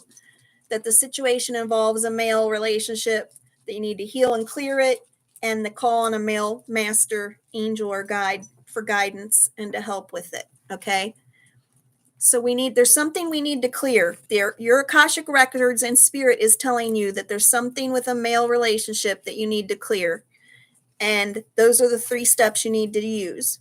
Okay, so you're going to call on a guide to help you with it. You're going to sit in meditation or quiet or however you want to do it and ask them for help. Then you're going to go back to these same steps that you used for the curses. I hereby release, renew, and review blank my relationship with so-and-so. Or if you're not sure who it is and spirit's going to help you, then you say the male relationships from my past life that need to be cleared. Does that make sense? I see you just responded that so far it made sense, but does that make sense? Not only are you going to do the 3 steps that are presented on that card, but then this in general applies to all 3 cards, and you do it with each card. So I hereby release, renew, review the male relationship with so-and-so, or if you don't know who it is, the male relationships from past lives that need to be released, renewed, and reviewed. Then it goes on to, I let go of this relationship and anything that comes to mind with that. I bring forward or initiate whatever comes to mind about that relationship. I remove all contracts, curses, and conditions connected to this person. And I forgive this person and situation. And I attract and have gratitude for the fact that I can release this or the lessons I learned. So basically, what you're going to do is, once I send this to you, it'll make it a lot easier. You're going to read what each card says and do those steps, but you're going to call in your guides and your higher self and ask them to assist you on clearing these particular things, okay? Then this is what work they're telling you need to do to get your past life stuff taken care of. So you're going to do the 3 steps on the card, specific card, and then you're going to go to the general page and do those main steps for all 3 things. Once you do all that, it may take 5 minutes, it may take a half hour, depending on how quickly stuff comes to you. You're going to be completely releasing all of that stuff, lightening your energy and releasing any blockages that are revolving around these Akashic records and energy. So I hope that makes sense. Okay, so that's your male relationship. That's what you're going to do for that. That's what you're going to do for curses. Now, the last card is your destiny. And what that means is the one to the right is considered your destiny message for you to consider. These 3 cards are your Akashic records presenting themselves. So basically what that means is whatever that 3rd card is, the one that sits to the right, you're going to use that card and apply it to your destiny and what your destiny, your future holds. So that's going to be a little difficult considering that particular card is past lives. So I'm really interested to see what Spirit says around this. How does your past lives apply to your destiny? We're going to find out, but I got to read it first. Okay. Hi, Rising Queen. Hi, excuse me. I'm sorry. Ishika. Hello. Welcome. Kit is going to talk to you about getting a reading. Thank you. I appreciate you guys being here. Anybody that wants a reading will get your number or your name on the list. But I am sorry to say that this is the last reading I'm doing for the night because I've been going for over 4 hours now. So I need to close up for the night. But if you subscribe to the channel and like the video and share it, please, it'll help get those notifications out to you. So when I go live again sometime in the next week, you'll be notified, and I should be able to get to you on the next one, hopefully. Okay. So you can't, yeah. Okay. So past lives applying to your destiny. This should be really interesting. But they drew this card for a reason, so let's see what it says. 26. This situation or issue is connected to the realms of past lives. You need to return through the past life doorways to heal, clear, or gain clarity. Okay, now it makes sense.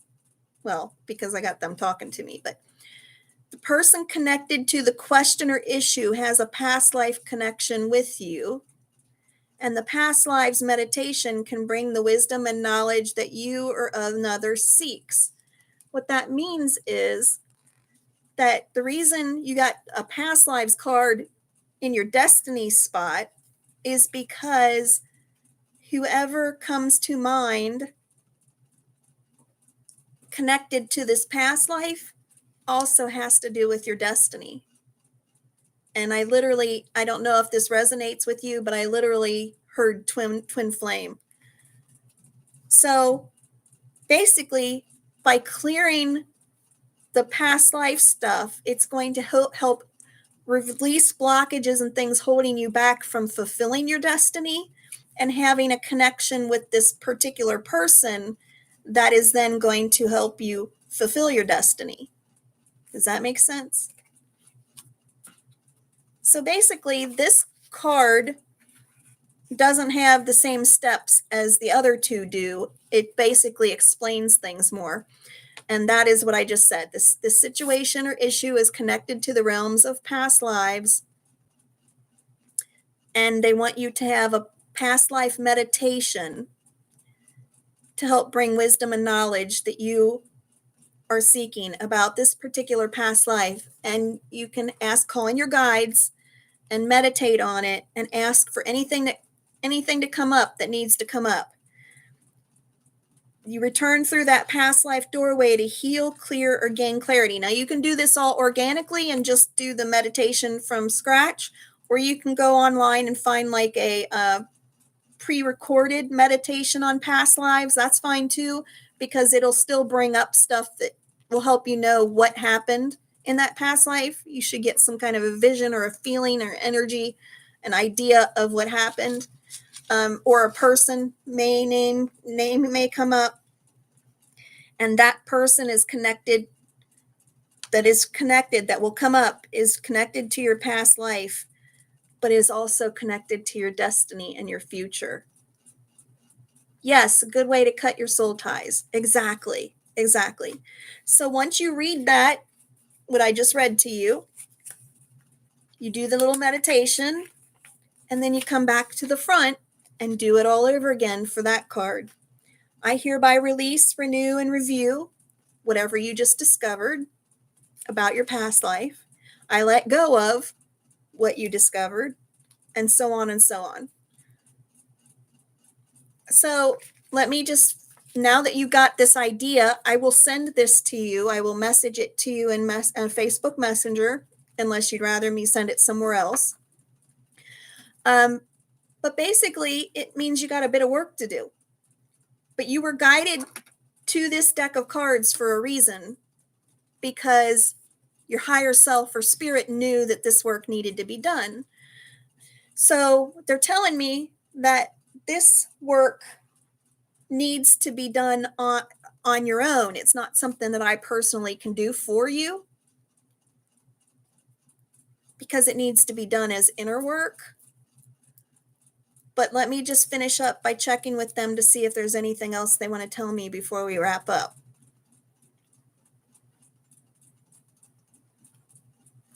Sorry, I was looking down because my dog caught my attention, her tail, and she's sitting behind me for some reason. Okay, let's see if your guides have more.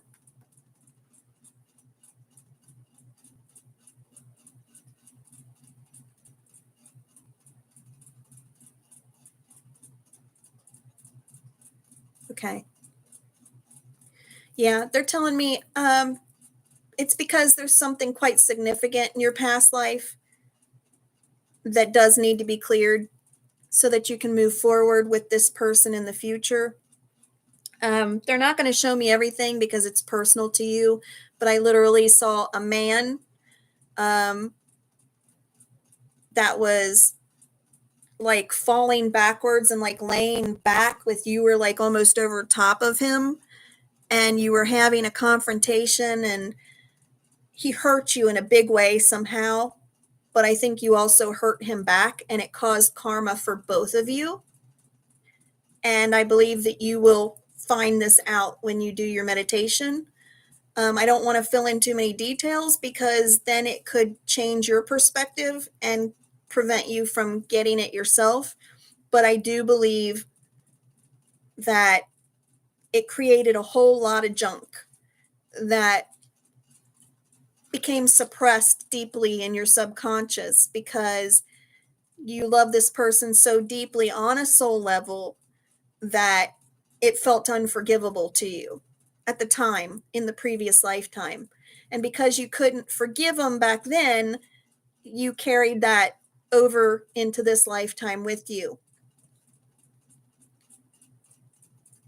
And it's also really important because it's also going to, it can, I believe it possibly has already caused you to look at male relationships with a specific perspective that you wouldn't had you not experienced this. And even though it was blocked in your subconscious and it's not something you remember, it still shapes your perspective of male relationships because of the way you were treated in a past life. And I'm being told that, but it's important because you guys agreed to go through this to learn valuable, important lessons. So we can't leave it there. You can't hate each other forever on a soul level without clearing this because you both agreed to it. You both agreed to it so you could learn something extremely important and valuable so you could grow spiritually. But you didn't realize at the time you agreed to that how traumatic and painful it was going to be and how much karma energy it would create because of the amount of pain it put you through. So you didn't realize that it would cause that much that you wouldn't be able to forgive at that moment and that it would carry on into this lifetime. But it carried on into this lifetime because you still need to finish the cycle and learn from it finish learning what you were meant to learn from it in the first place, but you couldn't get your mind to it.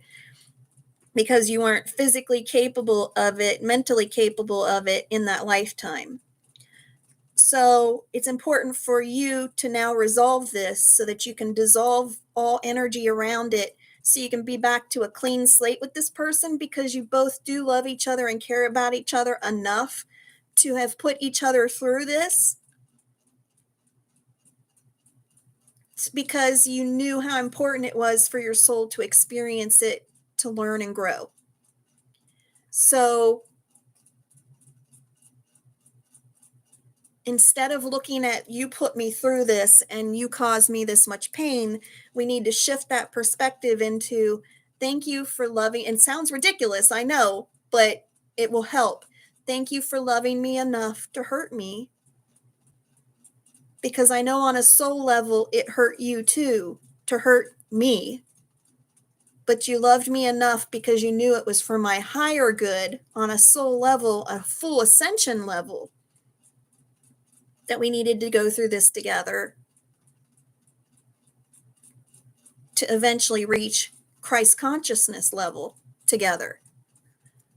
So I know it's hard to go from thinking you'd hate somebody and not be able to forgive them to, on the same matter, oh, but thank you for loving me enough to put me through hell and do the most damage to me anybody ever has. You know, I mean, it sounds ridiculous, but I mean, that's what we do as souls. We agree to put each other through things so that we can learn and grow together. And soul family loves each other enough to do that, even if it hurts putting each other through that. It hurts you both. So I hope that makes sense. I'm going to take pictures of these and send them to you. I may not get to it tonight just because it's getting late enough that once I get off of here, I'll probably head to bed, but I'll do it tomorrow. But do you have any questions about that, Alessica? Because I really think that once you do that, you may feel some really big shifts after that, or you might feel lighter, because that's something that's been buried for a very long time that you didn't even know or realize. But it's stood in the way and blocked some things with your abilities to connect in a certain way with male relationships. I don't know what those particular areas are, but it made you look at them a certain way because of it. Messenger's okay. Thank you. You think that might have happened? It might happen to you too? Oh my goodness. Well, Rennie, you just go ahead and do this as well. Do you want me to send it to you as well, Rennie? I can message it to you too.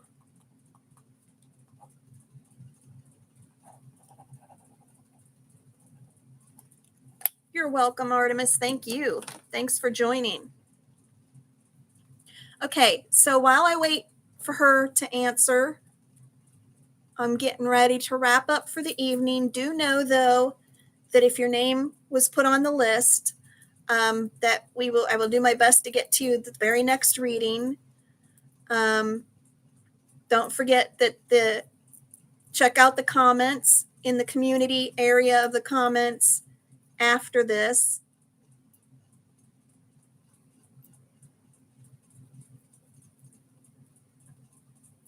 Yeah, I mean, anything is possible. That's really that's why it's important to go with what resonates to you. So if something came up to you that made you feel like this could have happened in this lifetime again, then yeah, it definitely could be. It definitely is possible. But it's important for you to go with your guidance. If something pops up when you're thinking about this and it says, oh, that sounds like when this happened, that's your subconscious releasing that so that you know that that's what it is. Or if you're just speculating, then yeah, you won't really know until either something comes up or you go into meditation with it. But yes, please check the comments in the community area of the actual channel comments to go to the page for the memberships. all 3 memberships, the Amethyst membership, the Sapphire membership, and the membership for the founding members of the course. If you want to take the course and contribute to helping to make it better, then you can do it just on a membership level, paying a certain amount each month. That's a lot cheaper than paying for the course itself, but you get all the same benefits and get to work with me personally. You can join the memberships and we can be in a club together and have lots of fun and do stuff like this more often. Or the course itself, if you want to sign up for the actual beta version or buy the course, all that is in, or most of that's in the comments, as well as if you feel drawn to make a donation, you can find my PayPal, Venmo, and Chime, my different ways that you can make a donation. The most important thing you can do, though, is help me out by getting those algorithms going. Subscribe, like, and share on every level. If you see a post for me on Facebook, MeWe, or here, Instagram, like and share it. Subscribe if you can subscribe. But by doing that, you really help get it going. I need as many of you to do that as possible. The more times it gets liked and shared, the more people start to see it. I am not kidding you guys, okay? When I first got on Facebook quite a few years ago, and I used to share stuff, I literally, like most of my friends, when you looked at the analytics, most people saw it. And it'll say the majority of the people that follow you were reached. Literally, I have over 4,000 people as friends in my Facebook group, my Facebook page, my profile. I shared something important about my business and an important announcement. 4,000 people, and it says 6 people were reached. What the heck? They have screwed up the algorithms so badly now that it's like talking to the wall. It literally is. You can have 170 people follow you and 2 people get reached by your post. So, and then you wonder why crickets happen. So gone are the days where you truly, truly get the following that you think you're getting on social media. So the only way I'm really going to be successful is if you guys help me out. And I am happy to do these readings. I am happy to give of myself however I can to help you. If you guys would just help me in return by sharing, like, share every chance you get, every post you get, because doing that will speed it up. Will make sure that more people, it's not going to reach all of my followers, but more people will actually get to experience it. And ultimately, that's what it's about. It's not about a following. It's about reaching the people. Sorry, my dogs are fighting. Stop. It's about reaching the people that need to hear my message, okay? And it's not my message, it's Spirit's message. Sometimes it's straight from Creator, and you never know that day that you really need to hear that message, and you're just so grateful that you came across it. Well, we can all help each other get out there to the people that need it. So you guys are welcome. Thank you. I'm so glad that resonates with you, Alessica. That's fantastic. And it can happen again in this lifetime. I think we're at the point where it probably already would have. We are at this point in the ascension process where we're not having to learn the critical, severe life lessons quite as much anymore. Most of those have already been dealt with. Now we're just trying to heal that process. So I don't really necessarily feel like it's going to happen again, but it could have already happened in this lifetime. Yes, I do. Okay, you guys, I love you so much. I will make an announcement when I know I'm going live again. So hopefully you guys can join me the very next time and every time thereafter, because I've really enjoyed this and I'm so glad that you appear to as well. So you guys have a wonderful weekend. I love you. And as always, namaste. Bye, guys.